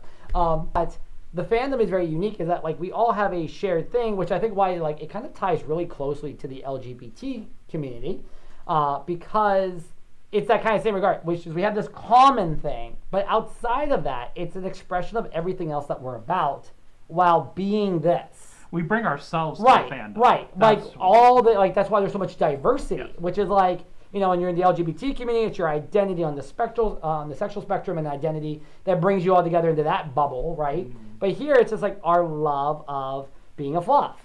And so we all love being fluffs, but that's all there is. And now we take that and apply, like you said, everything else to it, like our talents, our skills, our passions, and find other groups that within that, so there's like layers of this interest in the fandom that are really interesting, why like everyone can really find a home here and find a comfortable space. Yeah, I see a flailing fox in the background. We just received 2 donations just now. Yay! The first one is a $20 donation from Fluffy. Thank you, Fluffy. Thank you. And then we have received a $100. So much, Michael. Oh. I think we have to do a shot because We of that. do. We do. We have to do a shot because of that. We have to pour more shots. Not that there's a problem. It's Friday, so it's fine. That's right. All right, you go first. I'm gonna let you go first. I love that this is even too. So this is like the perfect setup. I didn't even realize that until just now. I can't count. I'm better at pouring counts than actual count. I can't. You can do it. My straw. You can do it. I believe in you. And it goes down on the shot. We've been requested from Verg the Husky, says hello. Oh, hey, Berg. How are Hello. you? Cutie. Berg's a cutie. I know he's going to retaliate, but you're a cutie, Berg. So right now our donation is at $800. Oh, my total. God. Wow, we are 200 away from our goal, everybody. That is awesome. We can do it. I want to see if we can do it. Let's do it for the stream. Come on. Push it to the 1,000 mark for this stream. And if you guys do, we'll do some extra giveaways. Like, I'll do some extra giveaways on this. I will put up some extra giveaways on this. I will. I'll do an extra drawing or two. Like, let's do it. Nice. Like, I'm here for this. Like, we're gonna push for the community. We'll also do some more shots, which is not hard to talk me into doing. But let's put. If you happen to donate, please put in there's a little comment area in the donation. Put a method of contact, whether that be social media, Telegram, what have you, because you'll be entered in a drawing for a custom cocktail from this man, plus other prizes special. I'm not telling you what. He's not telling anybody. It's a what surprise. They are, but they're physical items. Physical. I might show up in a box. Yeah, he's literally just going to show up in a giant box at your house. I've done crazier things, honestly. I'm not surprised. I've done crazier things. I'm fine. I like traveling. I'm fine with this. He's got to feed me noodles. It's true, you do like I love traveling. noodles. It's like a big bowl of ramen noodles. I love nudies. And that's what I mean by nudies. When I say I love nudies, like it's not like don't send me a gift. I want like I want like ramen noodle. Oh god, especially with like a nice pickled egg. Oh until some certain fox comes and steals them all from you. There is true. I mean, I do have to feed the tech team. Like, That's you gotta true. feed our tech team well. Which, speaking of, let's give a holler out to our team behind the scenes right now. So the voice you've been hearing is Paxton Ray's. He's heading up our tech area. He's one of our 2 supports tonight. So a big woo! Thank you, Paxton, for being our support team. He's into all kinds of wonderful things, the wrestling furs and things like that. So check his Twitter out. He's on there. And then we also have we call the flower doggy, who's known as Hyper. Hi, Hyper. Say hi. Hi. Also, Andrew's in the chat. Hi, Andrew. But thank you, Hyper. Hyper is also moderating and keeping an eye on your questions and feeding them to us. We affectionately call him the flower doggy. So you often see him floating around with a big crown of flowers on his head at cons with us. Yep. So that's our flower doggy. So thank you. I will also job with those. It's been such a huge help to have him helping out with that. It really has made a difference. So again, thank you. Oh, 100%. Thank you both, because they also head up things for me on the team. Paxton's helping me shoot videos, has even helping with editing work, and then Hyper also maintains my website and a lot of the server community elements and things like that, because like I told you, I'm terrible at this stuff. I'm very bad at Discord stuff, whereas Hyper does all the updates and keeps the recipes posted for you guys. Pretty. I'm just good at making drinks and drinking them. But yes, Hyper heads up the website, make sure all the cocktails are posted so you guys can see the recipes. Again, they're all posted at ardenwhiskey.com. And then check out, of course, Ursa's site for all the music and all the wonderfulness, because he's everywhere. And he also streams a lot of fun games if you're a Final Fantasy junkie. So I stream on Twitch, which is twitch.tv/LastUrsa. And I typically stream at least once a week these days. And largely what I tend to stream is JRPGs, but I occasionally do multiplayer stuff, a little bit of Overwatch and some other things like that too. Overwatch. And speaking of my stream, so 2 weeks from today, on the 28th at 8 o'clock, same time as tonight, Eastern time. We will be streaming games. We will be live streaming some games with you, with all of you. Community involvement. We will be having you join us in various games. We haven't exactly decided what games we're going to be playing yet, so stay tuned to our social media for more information on that. Might be a mix of things. It's probably going to be a mix of a couple of things like Jackbox, maybe some Mario Kart, some other things like that. But we're looking to, of course, have all of you join us on those games, as well as potentially some special guests yet to be announced, who might be joining us as well. I'll bribe them with some drinks. Yes. So we'll be live streaming that. It'll be a lot of fun. So definitely come back and join us for that as well. Which is also part of the fundraiser, right? Yes. That's what we're here for. So anyone who just joined, we're here for the fundraiser. We're here raising money for awareness. This isn't just like us chilling on a Friday night, though. I mean, that's fun. We do that. But we're doing it and streaming it because just sit right here and talk to at the bar. Sit here right at the bar doing shots, but then talking to ourselves. Yeah. Instead of a camera. Absolutely. We are $200 away, ladies and gentlemen, from our goal of $1,000. Do it. It is amazing. I dare you. We are won't do it. So close. I dare you. You won't. So, yes, please consider donating if you haven't already. There is no donation too small. Any contribution that you can make is, of course, greatly appreciated, and we thank you for that. And I know you can do it because I see how much you pay for art. I see how much you pay for your art and your avatar assets. I know. I'm aware of this. You know, if every furry during Pride Month bought one less art commission and donated that money, we'd be like 10K at least. We'd raise more money than Anthrocon in one shot. It would be hard, honestly. Chat, do we have anything? Anything on their Red Fox? A lot of people think that you look silly doing shots with straws. Yes, we do. It does look very silly. I'm glad I'm doing a softer liquor. We're doing, by the way, if everyone's curious about the shots we're doing sake shots. I'm doing a sweetened peach sake shot, a lychee peach sake shot. That's a lot to say. Lychee peach. A lychee peach. Lychee peach. Not a leaky peach. A lychee peach. But just because it's a little softer, because like when you drink through a straw, right, you're kind of aerating it a little bit. And so if that was like a pure spirit, that'd be rough. It'd be real rough. I don't want to cough it up in my fursuit. I would be very sad. The art often smells like liquor anyways. What? I know, my beans often smell like some form of liquor or citrus anyways. But I don't want to extra add it to the head either. So, I'm surprised Andrew's not being smart with us. Andrew, hi, Grandpa. He called me an old man today. I saw that. That was hysterical. Just because I liked JavaScript. That's about to start something right there. I know. I'm gonna get kicked off their server. I think if Andrew was JavaScript. here, if Arden was here, we'd have a whole conversation about Rust right now. It's But true. I'm not a programming fluff, as we've talked about. I make cupcakes and cocktails. The 2 C's. Cupcakes and cocktails. The 2 C's. Yes, I very interesting changed careers from being a music teacher to being a software QA engineer. That's 2 very different things. But yes, so I get to now nerd out with all the IT fluffs. See the 3 major transitions. Yeah. From music teacher to IT. Yeah. From straight to gay. Yeah. And from normie to furry. Correct. The big 3. Like, you're done. It's been a You're lot covered. of change in my life. It's like in the last decade. Yes. Oh, we have a flailing fox. Which got a new donation from Blister. Aww. Donated $150. Oh my God. Blister. Oh my That's gosh, so Blister, sweet thank of you you. so much. Wow. We are Thank currently you. at 951. Oh my God. 33 cents. No. We have $50 to get to our Under, goal. yeah, like we 49 are under bucks. $50. We can make this happen tonight, ladies and gentlemen. That's like less than a double nuggie meal. It's true. Yeah, these days. Yeah, like these days. Remember when there used to be like the 50-piece nuggie meal For like 20 10 bucks? Yeah, Yeah. like 20 bucks. I one time, like random story though. Why you do your first shot? Okay. Because we have to celebrate that. It's the That's purple true. one. Yeah, yeah. I play closer to you. The purple I one. appreciate it. You're welcome.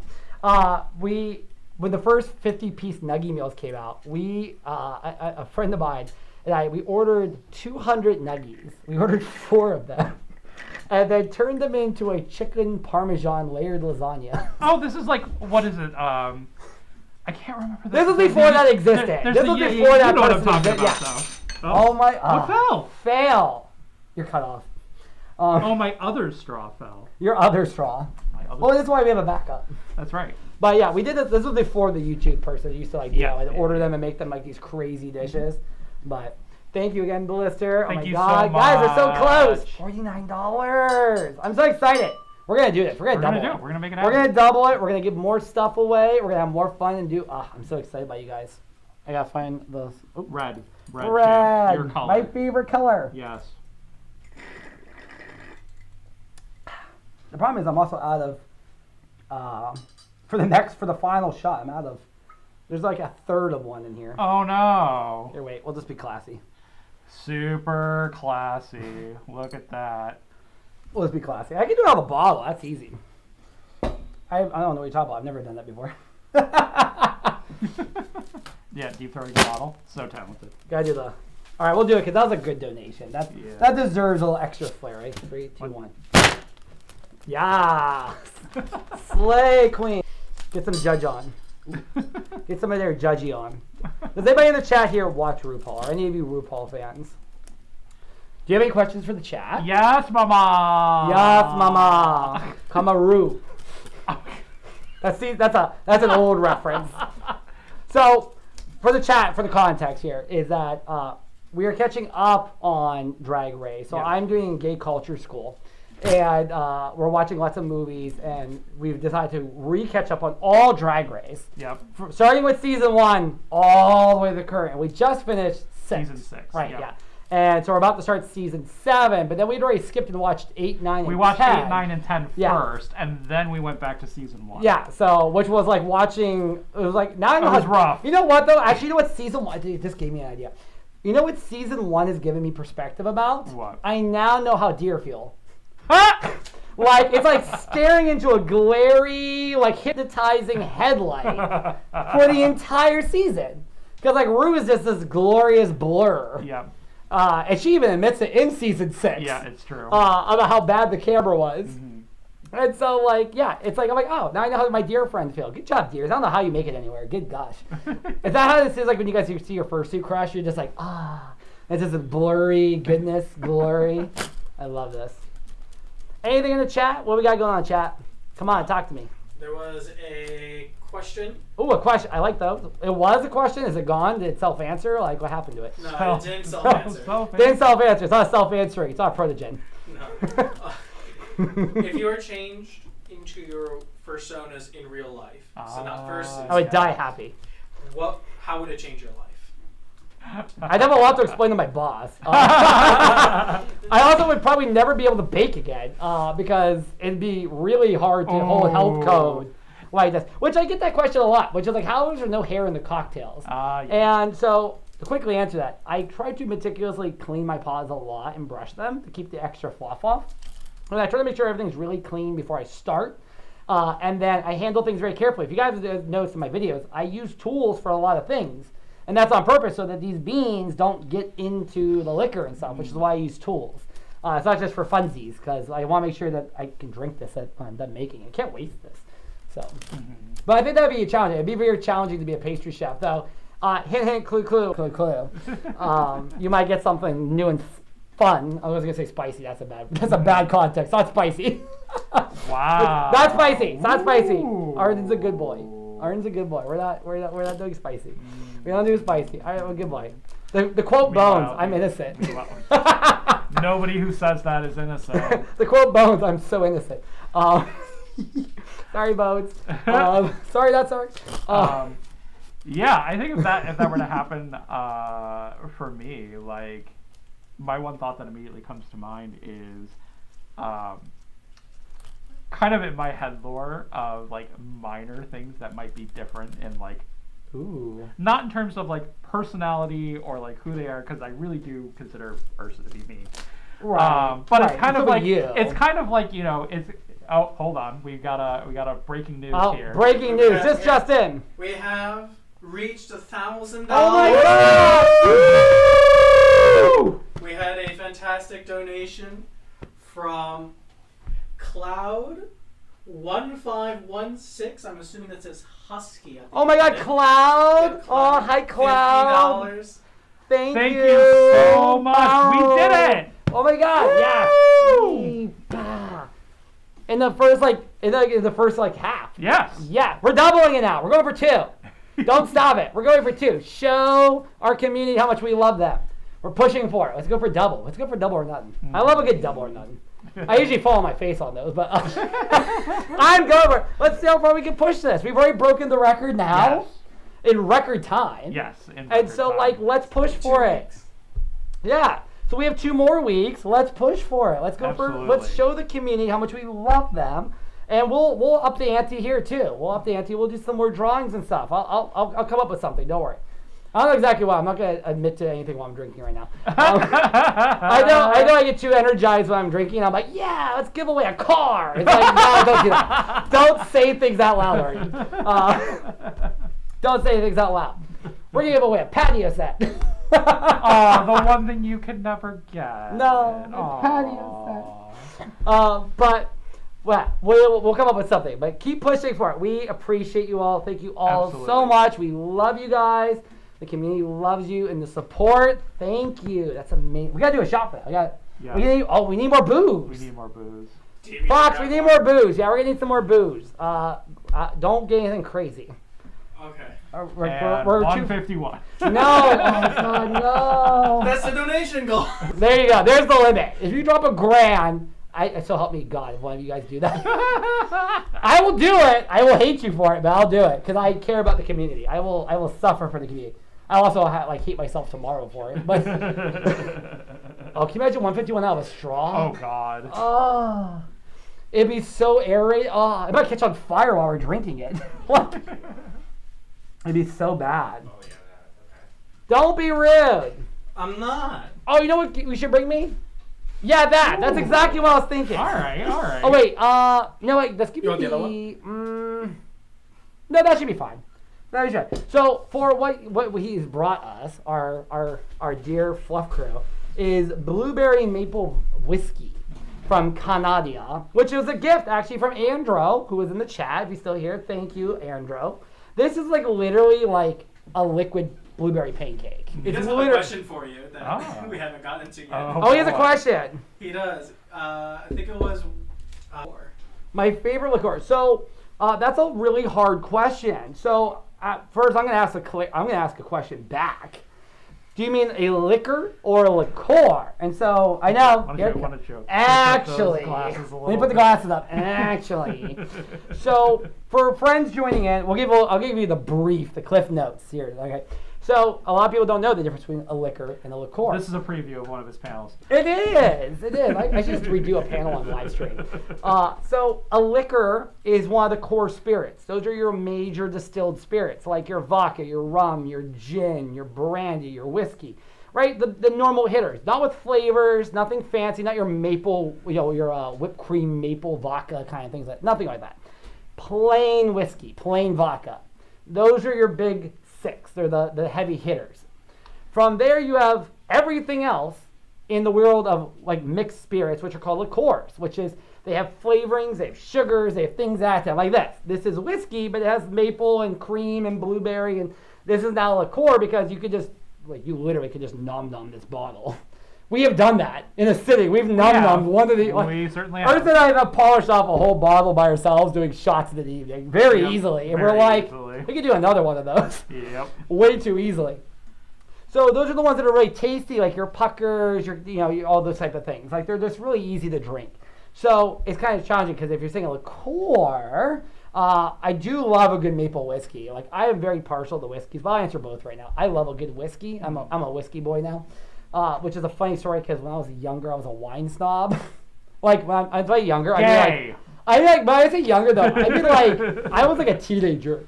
Like I was like 16 to 18. I was like a wine snob. You took the advanced course in gay. It's fine. I was an advanced course gay. I was a wine snob, and then I went into vodka, which is pretty basic. Basic twink college business right there. Yep. I was all about the vodka and all the clear spirits, and the good mind eraser tequilas at night sometimes. And then moved into like a variety of liquors, and then I really found beer later. I really loved beer. I felt like beer suddenly tasted good, which is a really weird moment where you drink beer and you're like, oh, it's I like this. This is weird. I'm like, oh crap, I'm getting old. The beer's good, and then now I'm in whiskey. I'm in my whiskey era. I'm in my sweet whiskey era. I love a good whiskey. I love it on the rocks, which is why I love a whiskey sour. But this stuff from Canada is just like. This is just candy. It's candy. Not advertising as actual candy. TikTok, please forgive me. Be an adult. Drink responsibly. PSA announcement. Drink responsibly, kids. Don't do anything crazy. Be of age. Be safe. Drink water. Hydrate when you drink. Drink water. Drink water. We have water right here in our little cuppies. I haven't been sipping it too much, but I've been pacing myself pretty well. So have water, pace yourself. But whiskey is my go-to. I love a good whiskey, but this stuff, this brand particularly, their maple whiskey, their plain maple whiskey, mwah, chef's kiss, literal chef's kiss. Literal. This is literally breakfast in a bottle. It is. So I'm gonna try to pour this very gently because the stout's a little full. And it's a little hard to pour. Nice, you did fine. I did. It's just hard to pour. Your depth perception in fursuithood is very challenging, and I don't want to waste any. Because normally you guys see me pour these in bottles. Next time we do that, I'll have my pour spouts ready. This was more of a last minute thought. I was like, oh, we should drink like this on stream.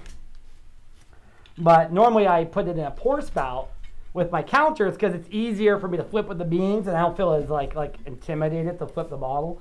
Because I don't want to lose any. Because I love my liquor.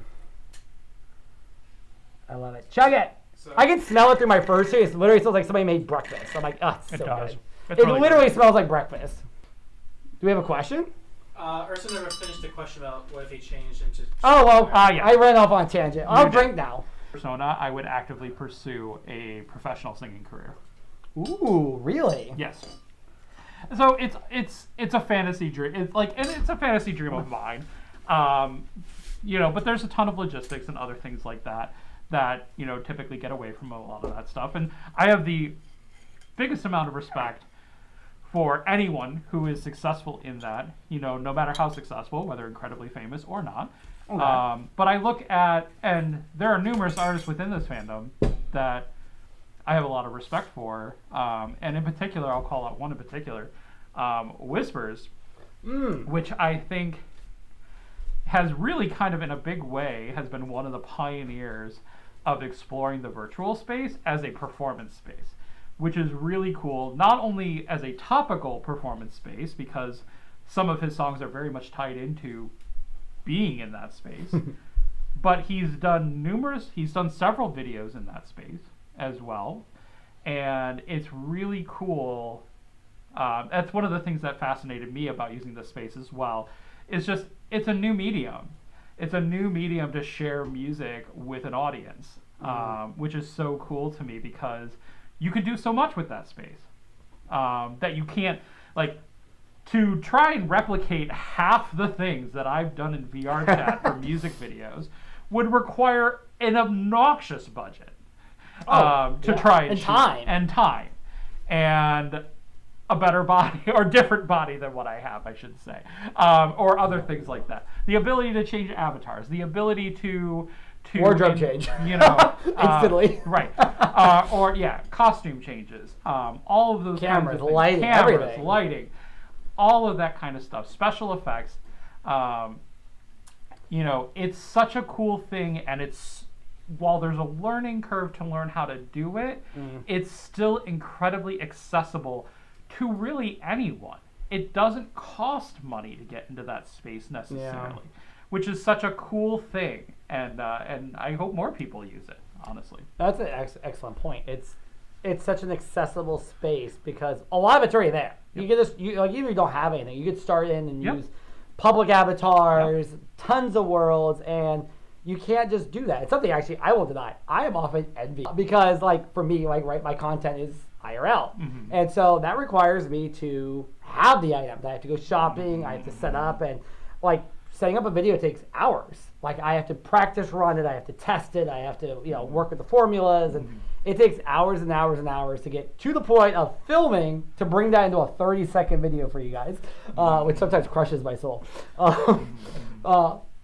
But it takes a lot, whereas being able to jump into VR and pop into a world, make content. Not that doesn't take prep, because I see how much work you put into your videos. Don't get me wrong. It's not pop in, shoot a superstar video. I wish it was that easy.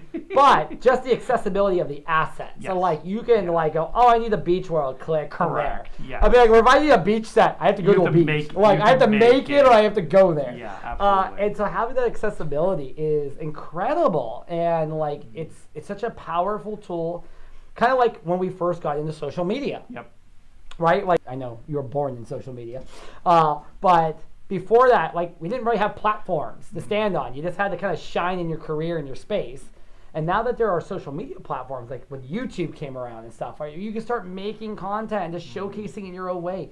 And VR is just another one of those incredible platforms to give creators that space. And I love seeing Fluffs take it to those new extremes, the sets they do, and the dramas and music and all kinds of things, comedy shows and stuff. It's really incredible. And to go off of that, one thing I will mention is, so for those of you who may not be familiar with the VR space, we have... Someone's asking the name of the drink. Yes. VR chat... I lost my train of thought. It's gone. Poof. Oh, okay. Got it. It came back. Good boy. You figured it out. Yay. Just this past weekend was Furality, which is a major convention that is in the VR space. Major furry convention. It had over 20,000 people go this year. Incredible. Crazy. Incredible. But one of the things that they do in trying to promote, again, the community, and much of the things that many different community members do, is they have a community showcase where they show content that's been created by members of the community, and typically that stuff is created in VR chat. I have to tell you, so tons of people submit stuff. Tons of people submit. Depends if you have 20,000 attendees. Right. I mean. So obviously, many people don't get to make it because it's only a 2-hour showcase. It's a short amount of time. So, and I was one of those people this year. I didn't make it, unfortunately. I got a chance because I kind of connected with a lot of creators who also didn't make it.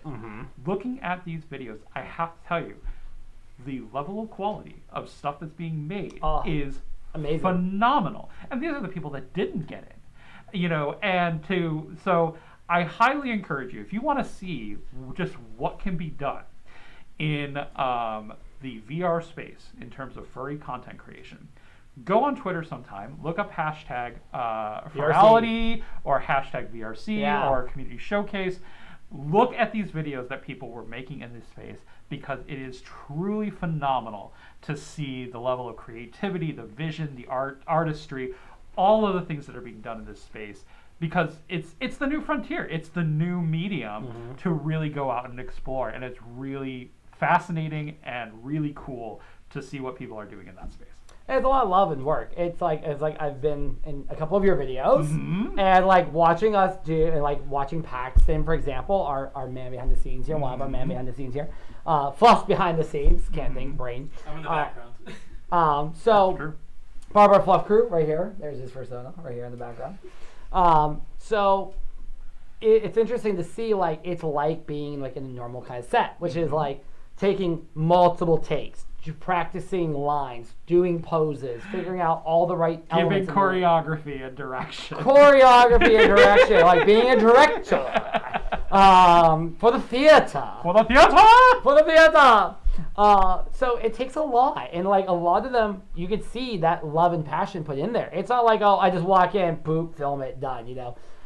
It's a lot to get the right angles, because there's also technical difficulties. You know, like how we have IRL difficulties, like, oh, like I smash a bottle or something. This happens all the time. But, you know, like I often drop things because, like, hey, guess what? These are really soft bappers. And so I drop stuff a lot.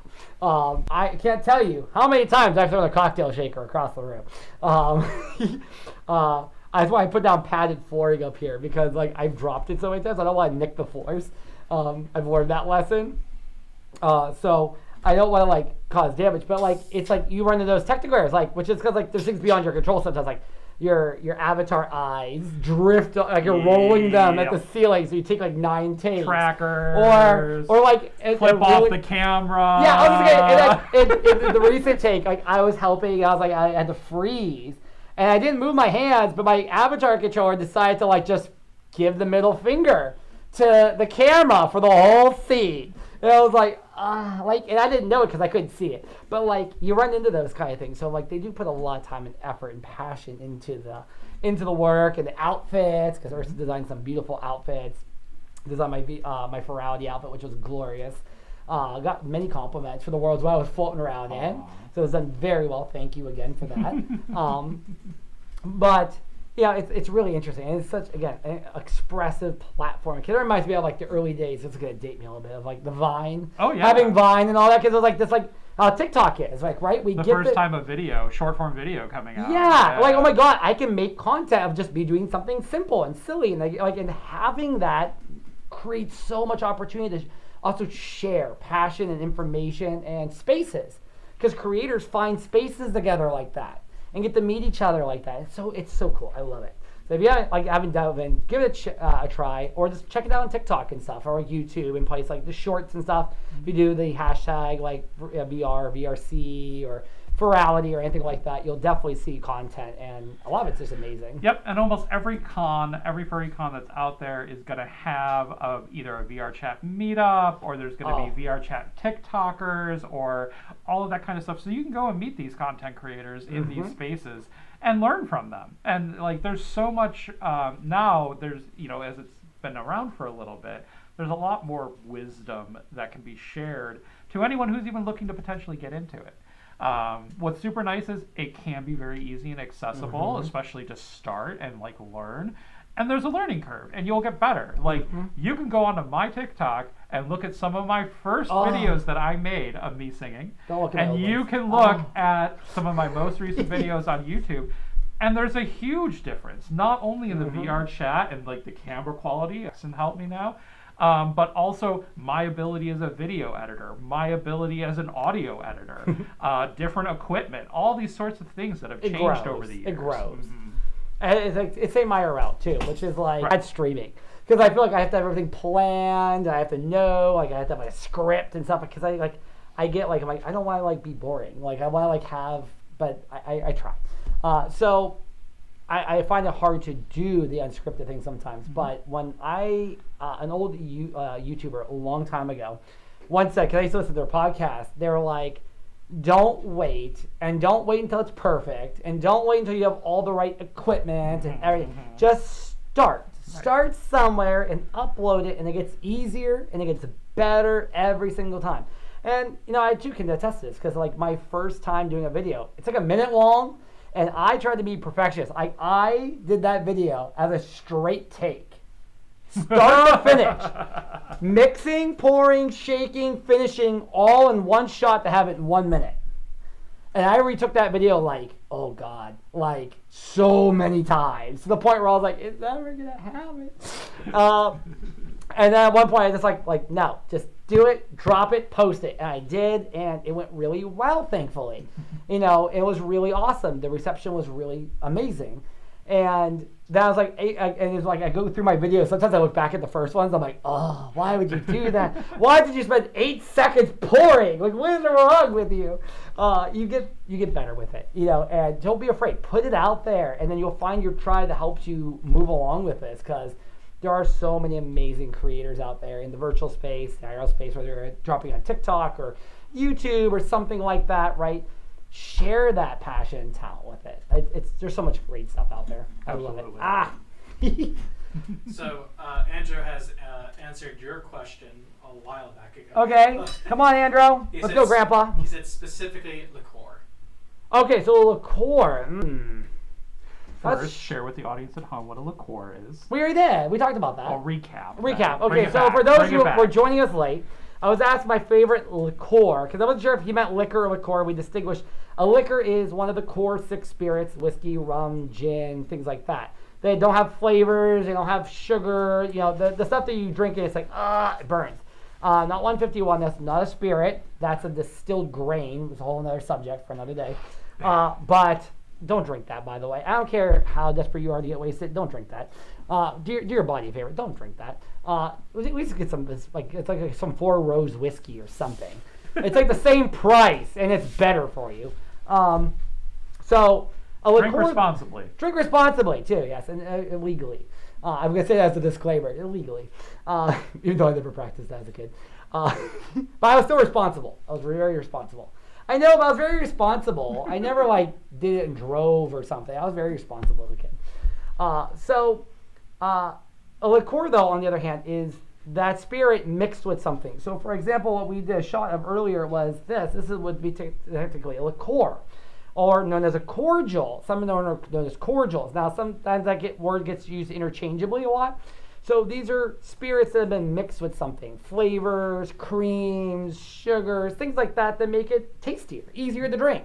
That stuff that's really easy. You go to the party, you drink 6 of them, and you're like, I don't feel this. And suddenly you're on the floor, and you're like, how'd that happen? That's because of all the sugar content. It lasts in your system longer, and it's really tasty and easy to drink a whole bunch of. But, so my favorite liqueur, that would be very challenging. Because I like a lot of them. I'm a big fan of Bailey's. It doesn't have to be specifically that brand, but like coffee liqueur is a very big favorite of mine, because I do love coffee flavoring. I love it on the rocks. I do love this maple whiskey, I tell you what. I drink way too much of it. It's so tasty. As we were talking about earlier, we polished off a bottle by ourselves. That and all dressed potato chips. Yeah, that and all dressed potato chips Canadian are diet. National treasures of Canada. Full Canadian diet. And then some maple cookies, and you're all set to try, or some poutine. You need all that. You just need all that in one sitting, and you have a whole meal. It's fantastic. For those who don't know what poutine is, ask Andrew in the chat. We're gonna make Grandpa work. But I do love. I blame Arkadad from Top Dogs. Great podcast. They've been featuring us because of the fundraiser, because that's what we're doing right now. Fundraiser, give $1. I'm getting serious now. Give $1. There's a charge to watch this show. It's $1 at least. We have an admission fee for this show. We have an admission fee. Apparently, we're now good cop, bad cop. He's the bad cop. Hi, we really appreciate your donation. We thank you so much for taking the time to spend time with both of us. We would really appreciate it if you could help out this wonderful cause. You could donate any dollar amount. No dollar amount is too small. And we thank you in advance for your generous donation. Unless it's 0, that's too small. Hi, this is the angel and the devil. This is what we're here for now. I have good drinks though, so I mean. Well, the devil, It's forgivable. the devil always has the better party. We do. We always have the better part. But I don't know what's about. Yes! I had a complete brain fart on that. Did it. So Cordials. cordial. So yeah, Arkadad or Stream. He's more known as Stream. From Top Dogs, actually gave me my first bottle of the maple whiskey, and which was actually this brand. I'm showcasing this. I will take a sponsorship. Side note, and donate to our charity. So, but I tried it. I was like, oh well, this kind of changes everything, because I was like doing a nightcap generally of some cooler, and now I've been really on the maple whiskey. So I'm a big fan of the Canadian maple whiskey now. And then when I visit the Dear Andro, I always have to restock my supply. So, and then maple chips. We go to Costco and we buy like $10,000 of maple All dressed chips. all dressed chips and maple cookies. Yep. Forgive. Too many tasty things in Canada. Visit Canada if you haven't been to Canada. So many tasty things everywhere. This brought to you by Justin Trudeau. Yes. Hi, we Oh, love they you. accept the Hi, gays. we love you, and we want you to take us in a couple months. Listen, they accept us as refugees. I'm all about this. Listen, they're accepting, especially if you're fleeing Florida or Tennessee or something. Also, can you please lower your housing prices in Ontario? Thank Yeah, you. that would help. That would help a lot. Just a little pinch. Like, just make it affordable. I'm good. I'm good to be Canadian. I'm fine with this. We're so polite up there. I love it. I love it. Were there more questions? Fox Crew? A lot of people think that you're drinking maple syrup.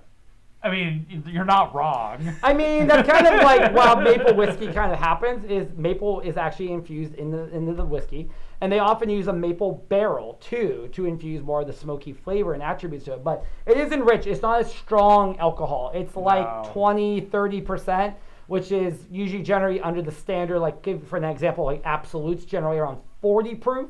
These are generally like 23 or lower. You really can't taste the alcohol in them. I can see it through my first sip. Yeah, this is like 15. Okay, yeah. It's super So this is low. like, nothing. It's So basically wine. yeah, it's basically a nice wine. But it's so smooth because of the sugar content too. It's so easy to drink, but it's delicious. It literally tastes like a breakfast. Like if you put that on ice, it's literally a breakfast drink. Kit from the Top Dogs podcast. Hi, Kit. Says congratulations on the donation goal. Thank Thank you. you. We appreciate you over there at Top Dogs. Thank you for all you guys do. Big love and support to your community as well. We're pushing for double now, so keep the word strong. We're pushing for double because we have time. Yes. I want to see this double. I want to see this big money for the trans community. Well, it's been updated, so it does say $2,000. Yes. Nice. Fantastic. Are we over 2,000 or exactly at 2,000? I want over. I want to be. We gotta go keep. We gotta get to 3. 3. I'm going for it. I want this. I want this. Someone called Water has said, "Remember to drink me." Ha! Great call. Excellent. We have you right here. Excellent. I got call. you right here, buddy.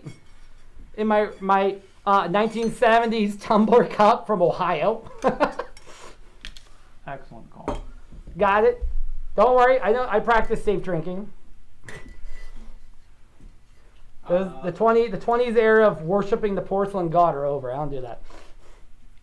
Philip says that this reminds them of Bluey and Bingo. Listen, I'll take that. That's a great comparison. I'll take that we're like the Blue Gang here. We learn a good moral story at the end of the day. That's true. It's very good. I'm here for it. Thank you. Someone called Puppy asked if they could draw you two. Yeah, we'd be flattered. Absolutely, please. As long as it's safe for work. Safe for work, please. Arden's a good boy. Arden's a good boy.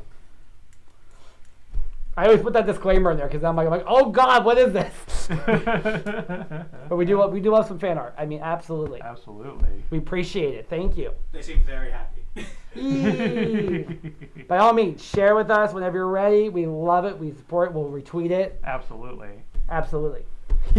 Absolutely. We have that from the drag show too. Absolutely. Hi. Hi. A question that we have is, do either/both of you have a favorite trans furry community member or one that you'd like to elevate? Sure. So there are. Hold on, before you start. Yes. Dozy has just donated $50. Woo! Oh, we gotta do our shot. Darn. So what I will tell you is there are so many that I follow within artists in particular. There are many artists pretty prominently that are members of the trans community who do a lot of really fantastic artwork. I wish I had their names off the top of my head that I could actually say them, but I don't. But if you stay tuned for bringing it up, and thank you for reminding me, I will retweet some of their accounts on my Twitter to bring more visibility to them. Oh, that's a great idea. Yes. We'll do a post. Yep. With the charity, we'll do a post of like highlighting some trans artists and community members. Yeah. I love this. I know that I have a friend of mine who's in the community. Her name is Snickerdoodle. Oh, that's so cute. Yep. One of my favorite cookies. And they have, I've been friends with them throughout their whole journey, which has been really enlightening for me to learn about their journey, about that process, and for someone who started that process later in life too. So it's really been enlightening to get to know them, to learn about their experience, and to kind of be able to empathize with them in particular. Because I think for a lot of people, not understanding gender dysmorphia and things like that, it can be really hard to empathize with that and get to know them and learn about their experience. Because we can all learn a lot about each other and honestly learn about ourselves too. Because so many of us don't even think about gender and gender expression, and that's privilege. I mean, flat out, that is privilege. It is. But it really can be eye-opening to talk to members of that community. I cannot encourage that enough. I love that. I agree. There's so many things that we see within the fandom too that help elevate this, which is I know we all joke about it, but when we have the femboys and stuff, right? But it's gender bending a little bit and making clothing, aesthetics, just having our nails did. Get your nails did.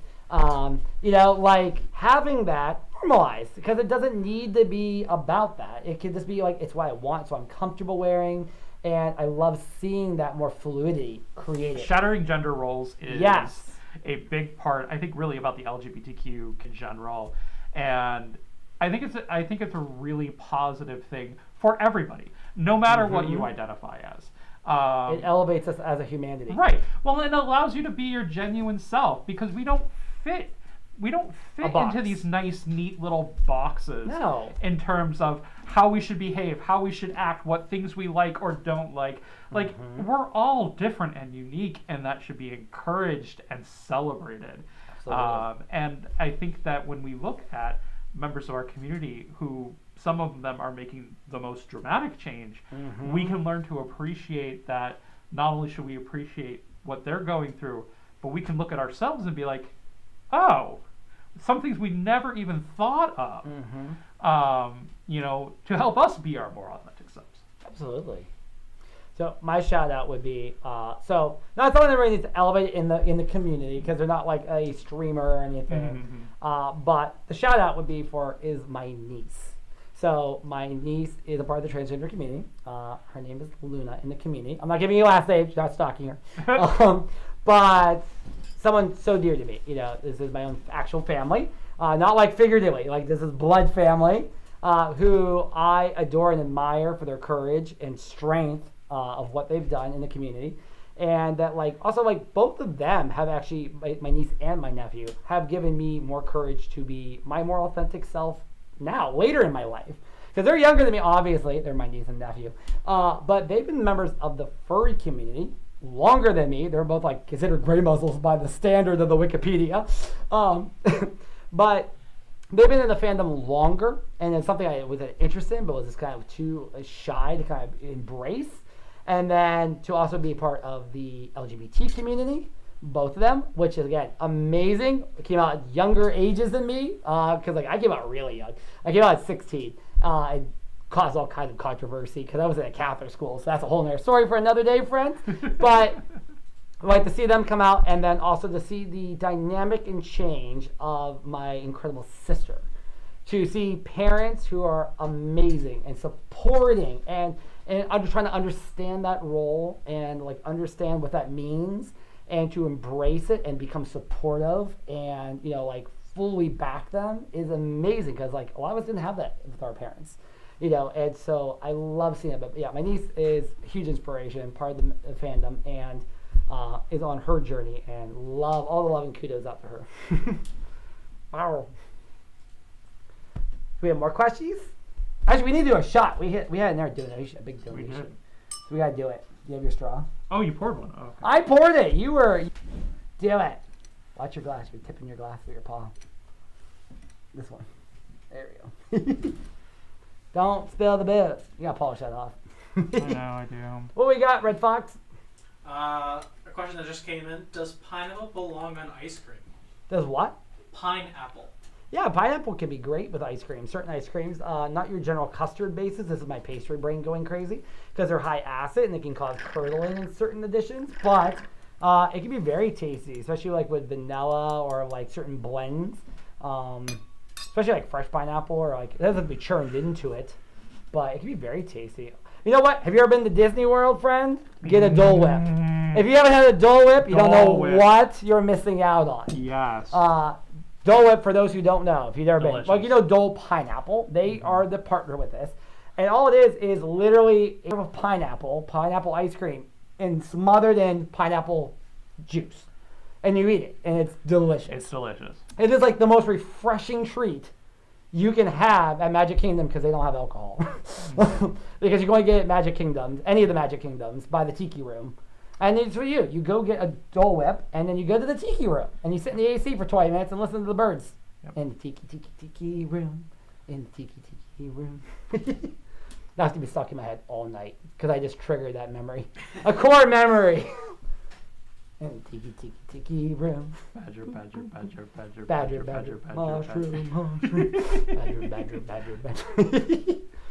What else we got? What is your favorite? Just pass by. What is your favorite drink? You start. I'm gonna drink. Okay, so my liquor of choice, I am a gin snob. And I have been since college, which is weird. But also, I That perception. largely was, I was brought my first real drinks to like appreciate alcohol were all gin, and I was also given like good gin to start with. Like Bombay Sapphire was the base of what I have expensive taste, and but yes, so I love gin. I love a gin and tonic. Gin and tonics can be great. It's also a great way to really appreciate the flavor of the gin without having to drink the gin straight. True. And because tonic typically does not add a lot of particular flavor to Or mouthfeel. the beverage, yes. So you can really, and sometimes a good that is we're nearing summertime. A Tom Collins is also classic. phenomenal. I love it. It's just gin lemonade, which is Nothing wrong with that. which is delicious and great in the summer. So those are probably my favorites. Did you know you can actually, if you have an ice cream machine, you can churn a Tom Collins and make it a slushie. That sounds delicious. It is like, it's like Italian ice. It's so refreshing. Yeah. You can also just pop it in the freezer if you want to do that, guys. You pop it in the freezer and then stir it and agitate it every like half an hour or so. Because if not, alcohol separates from its base, and so you'll basically have a booze shot on top and then the lemonade at the bottom. But it is quite delectable. In that sense, you need more lemonade than booze, unfortunately, but you can always drizzle a little extra on top. That's how I like to do it. I like to shave it, or you can take shaved lemonade and pour a shot of ice cold gin out of the freezer on top, and have a frozen Tom Collins, and it's mwah. And of course, with like the big boom in distilling, which has largely come out of the big craft beer boom, which kind of came before it, particularly here in the United States. It's been great because many more people are getting into the game. They're trying new things with spirits, which is really exciting, and also makes all of that a lot more accessible to here in the U.S. because especially most of which it being made in the U.K. largely. Reasons I go to Canada periodically and stock my wares. Because it's true. Because unfortunately, because old prohibition laws from way back, they still impede certain types of get the variety. Also, like, sorry, Americans, I'm not trying to trash talk ourselves, but a lot of us are really boring in the sense of liquor expansion, and like we just kind of like stick to our regionals, and you don't venture out enough. Like try things. Like when I was in Japan last year, oh my god, like Japanese whiskey just made my heart sing. Like plum whiskey, like one of my new top 3 things, like next to maple whiskey. And like that, Canadian product, Japanese product, just because like it's delicious. So try things. Plus your palate changes every 7 years technically, so you're gonna want new things anyways. Anything else, Red Fox? Yes, there's quite a few more. Oh great, run them down, let's do it. Favorite queer movie? Ooh. There's so many of those. Let's see, Mommy Dearest, The Birdcage. Oh god, The Birdcage. That's a classic. A random off-brand one I love is Mambo Italiano. I don't know why I find that movie funny every time I watch it. It's not that funny. It's really kind of dumb funny, but I love that. I don't know why. But I can watch like The Birdcage or Mommy Dearest or something like that, like all the time. So I have to have a little space in my heart for like what I feel is like the first. Ooh. Which was Brokeback Mountain for me. I'm not even kidding. Really? Yes. Oh my gosh, okay. It's very dark at the end, but it is I thought it was quite a good movie. Arden has been showing me many of the older movies that have come out long before that. So I've seen plenty of other ones. And the interesting thing is, like, I think a lot of movies that are considered queer that may not necessarily have queer characters in them. So, like, for example, like, I love Dreamgirls a lot. Oh, and then the musical though falls into the world of like true. Gay pop culture kind of thing. Like we all love a musical here. All love a musical. Your favorite Rent? Okay, the diatribe that I would like to give you right now about Rent is too long for this stream. Ask me about it some other time. I will be happy to give it to you. Warning, it's me being... Hashtag send your favorite Rent quotes Warning, at Ursa. It's me at last Ursa. If you want a blue wolf shake his cane at clouds for about 20 minutes, you can ask me about Rent. I'm sorry. Yes, comment your favorite pictures and quotes from Rent to at last Ursa. Or Final Fantasy 12. I can tell you, I have a prepared rant for Final Fantasy 12. I want you just film that one day. You just sit in VR and go, today's rant is, and give us like an old. That was what it was on my stream. I literally presented it. I want that like as like what grinds Ursa's gears. That's like, literally how we presented it. Would you just sit in VRC and you just for 20 minutes rant about something and post it? Like I'm here for this. So we have Brokeback Mountain. What else we have? So I mean, some other ones that do come to mind that I'm thinking of that are kind of coming to my brain. So Rocky Horror is great. Hedwig and the Angry Itch is also fantastic. Just a sweet trim. So again, more musicals. Little Shop of Horrors. I love. But you know, the other big thing that I will say that in general, one of the things that I try to look for, particularly in media around queer and LGBTQ, I try to look a lot for a representation of normalizing our community, Not the which eccentric is side. super rare. I mean, it still is. It's getting better, but it's still rare. You even look at things like Modern Family, right? A perfect example of this. It is great. And Modern Family is great. And it's very funny, but it still sensationalizes being gay, like in their behavior and mannerisms. Like This is great. This is like I was gonna say. I was gonna side tangent real quick, which is when he means normalize, which is not representing the stereotypical image Correct. of the community, which is you can just have like as a guy or a girl, just it's standard issue version of them, but they just happen to be gay, And- opposed to yes. like And let me- being yes. over the top. And I completely agree with what he's saying. And another thing worth mentioning: this is not to shame people who are being No, weird. no, no. Be weird. Be weird. Be you. No, be you. Be you. Exactly. But it's the idea of when you see the LGBTQ, community in the media, you see a lot of stereotypes, Yeah. and usually those stereotypes are turned to 11. Yes. And And so some people are like that, but not Oh, for sure. everyone in the community. Correct. So that's the representation, the lacking Right. of, which is like not every gay male is a flaming, flailing, crazy person and is going to whose read voice isn't and is like go- yeah. a high octave. Right, and is going to read every little living person to filth. I think every we time. actually all do that. Actually, I think that's inherent. I love her. The library is open.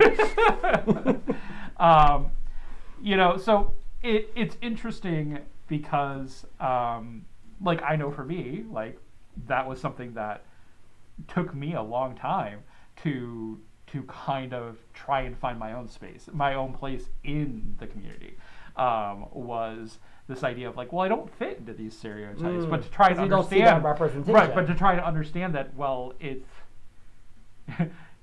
they're there, you just don't see them because there's no spotlight on them, and trying Because to the normal versions aren't Right. as interesting for Right. TV, and that's the Exactly. problem, which is like Exactly. we're not, and we're also not all bodybuilders. We're all like right. gorgeous with a tan and blonde hair and blue eyes and all that kind of thing, which is like, we come in all shapes and sizes and we come in all kinds of dynamics, and Right. you don't see enough of that. We don't see enough of that. Yep. Your turn. I already answered the You movie. did. Okay. I did. What's So our what's the next question? What's our next question? Yeah, I already answered that. Next one is favorite games. Oh, God. Okay, we could literally do another 2 hours on this. So I stream video games, so I play plenty of video games. I'm also a huge board game nerd, as everyone in this room will attest to. And the next one. Yes. This group Yay, learns. Fire Dog. So this group learns board games by me reading the rules and then me beating them in the game, so Yes. that they understand how it works. Because like, so for understanding, I am very much a visual learner. So like listening to the rules, but like half my brain's like, that's cool. And I appreciate that he takes the time to read them and thoroughly explain them and answer all my crazy questions. I do appreciate that because it does help. But my experience is like I want to play and see the action, and I'm like, oh, Right. So that helps a lot. And I'm very much so like I want to play a game a few times until I get it, especially more complicated games. Right. But I'm also like, I'm not a sore sport. Like if I lose, I'm like, that's whatever. It's like, I'm having fun. I'm hanging out with people. So that's how we do it. But yeah, this is a master board game collector. So name one. Name one digital and one exactly. board. Yep, Give us one. I can do it. So I'd say like my favorite board game as of recently, I've really loved Everdell and the expansions that come along with it. Super fun game, total furry bait. And has some really fun and interesting mechanics, and the expansions do a really good job of just adding unique things without being overburdensome, which is really cool. I also will say that we just played Root for the first time last night, and it was a lot of fun. I really enjoyed that. I did too. I want to try the expansions now. I'm very excited about that because like it was fun. Yep. I got to be a mischievous raccoon, which is very not me. So Yeah. Digital game or video games. I'm a huge Final Fantasy nerd. Shock. And my favorite Final Fantasy game is Final Fantasy VIII. But in terms of right now, Final Fantasy XIV is probably my current favorite that I've been playing, which is the MMO, and the new expansion is coming out the week of Anthrocon, which really makes me mad. we can just do a landline party at the room. No, because I have to practice for the big band, and I need to do that. You can both. You have all night. You have up all night. You can be on vocal rest playing Final Fantasy. That's right. I'll be on vocal. You'll be on vocal. We'll Just just hold communicate a with the dry whiteboard. erase Yep, board the the whole whiteboard. time. I have 2 in the basement. Let's go.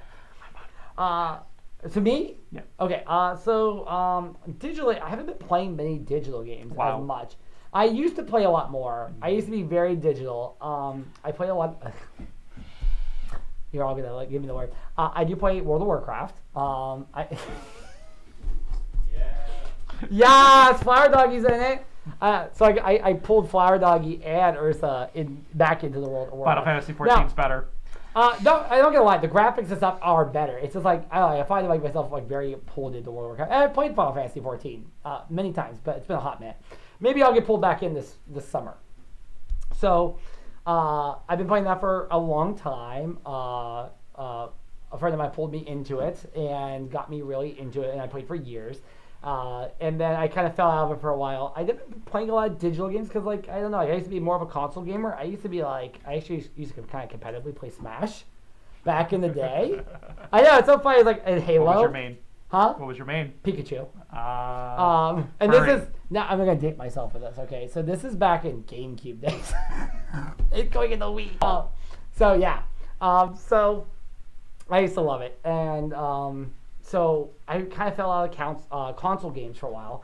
I do love some Castle Crashers though. I don't know why. That game is I could play that game repeatedly 1,000 times. I just love being the Pink Knight and shooting rainbows and beating people with a lollipop. It just brings me a joy that cannot be written in words. But I don't play too much digital. Now, kind of in between, a new favorite that's kind of come back for me is been playing D&D. Yes. Because that's kind of an in between. Because I've been really enjoying D&D. I'm kind of technically wound up in 3 at the moment. So I've been really loving some D&D. Again, I'm going to WoW and to D&D. I do love some Final Fantasy too. It's one of my favorites. I used to only own a PlayStation just to play Final Fantasy back in the day. Now, board-wise, Root was fantastic yesterday. I am super on that. I'm also a big sucker for some reason, Parks right now. It's a good game. I love that game. It's really simple. It's a game about taking hikes through national forests and collecting the national forests. Shock and awe, a wolf loves being in the woods and loves a game revolving around woods. I also really love a board game called Wolves. That's a really fun one too. What? It's super awesome. By the way, this is the wolf that keeps winning that game. Just you do. I used to have fun playing with it. I just like causing whoopies to be everywhere in dens and stuff. I don't have to win. I just enjoy causing mayhem. So that's where I'm at with that. Where we at, Red Fox? What we got? Well, your phone just died. I told you you plugged it in. So we ended the TikTok. Yeah, TikTok is I told you to plug it in. You did, but we don't have any outlets. Oh, you should have told me. You should have gave us a power warning. I didn't know. Sadness Give me one. beyond measure. We lost TikTok. Well, TikTok, they're only arguing about who's maining in Smash. Yeah. Dang. See. It's no, I'm a Kirby main. Yes. I'm not. I haven't played Kirby in a long time. All right, well, where are we at? Where are we at time-wise? Where are we at with time? I mean, it's been You're such a at fun... 2.5 hours. Wow. It doesn't even feel like that. Right? We've been having such a time. Any other questions from the chat? There's been nothing new. All right, nothing new. Well, I mean, that may be a good point then, I think. So, friends, first off, thank you all so much for joining us, being a part of this. Keep in mind, it is Pride Month, not Pride Week. It's Pride Month. Be your best self, no matter what that may be. Love yourself. RuPaul line. How can you love anybody else if you can't love yourself? Right. But love yourself, be proud, and help the community. We are here all month to help the trans life community. Donate to the cause. Trans Lifeline. Trans Lifeline. That's what I call Trans Life. I don't know. It's Trans Lifeline. There you go. I'll get the whole thing out at some point. Donate. If it's $1, whatever you can, donate to help the cause. We're going to double it. We're now doubling it. We're at 2,000. We're going for 2,000 because you guys have been amazing. Yes. I am so thrilled. In the 2 weeks we did it. Yep. So thrilled. So you guys have been amazing. Thank you all for your kindness, your generosity. You're helping people's lives, and that matters immensely. So thank you. And keep donating, keep adding to that pot so we can keep expanding it and helping more people. We will have another event. When's the next event? What are we doing? So What's going on? stay tuned to social media. There will be more events still happening. I'm doing streams once a week. We're both going to be releasing videos within the next week or two. And then also 2 weeks from tonight, on the 28th of June at 8 o'clock Eastern Time, we will be streaming games with the community. So come and join us then. Come and participate with us. Be part of the audience. Something. Yep. Yeah. We're gonna have. It'll be a lot of fun. We're gonna have a good time. Fantastic. So keep tuned. We'll also keep updates about what we're doing with the raffle because we're going to add to it because you guys have been so amazing. We have to add to it. We have to do more because you guys have shown your love to the community, so we have to give back too. So we will add to that and some updates on social media. But until we see you in 2 weeks, stay posted. Keep posted with our updates, and we'll see you all next time. Until then, cheers. Awoo. Happy Pride. Everybody. Happy Pride. Thank you. Awoo.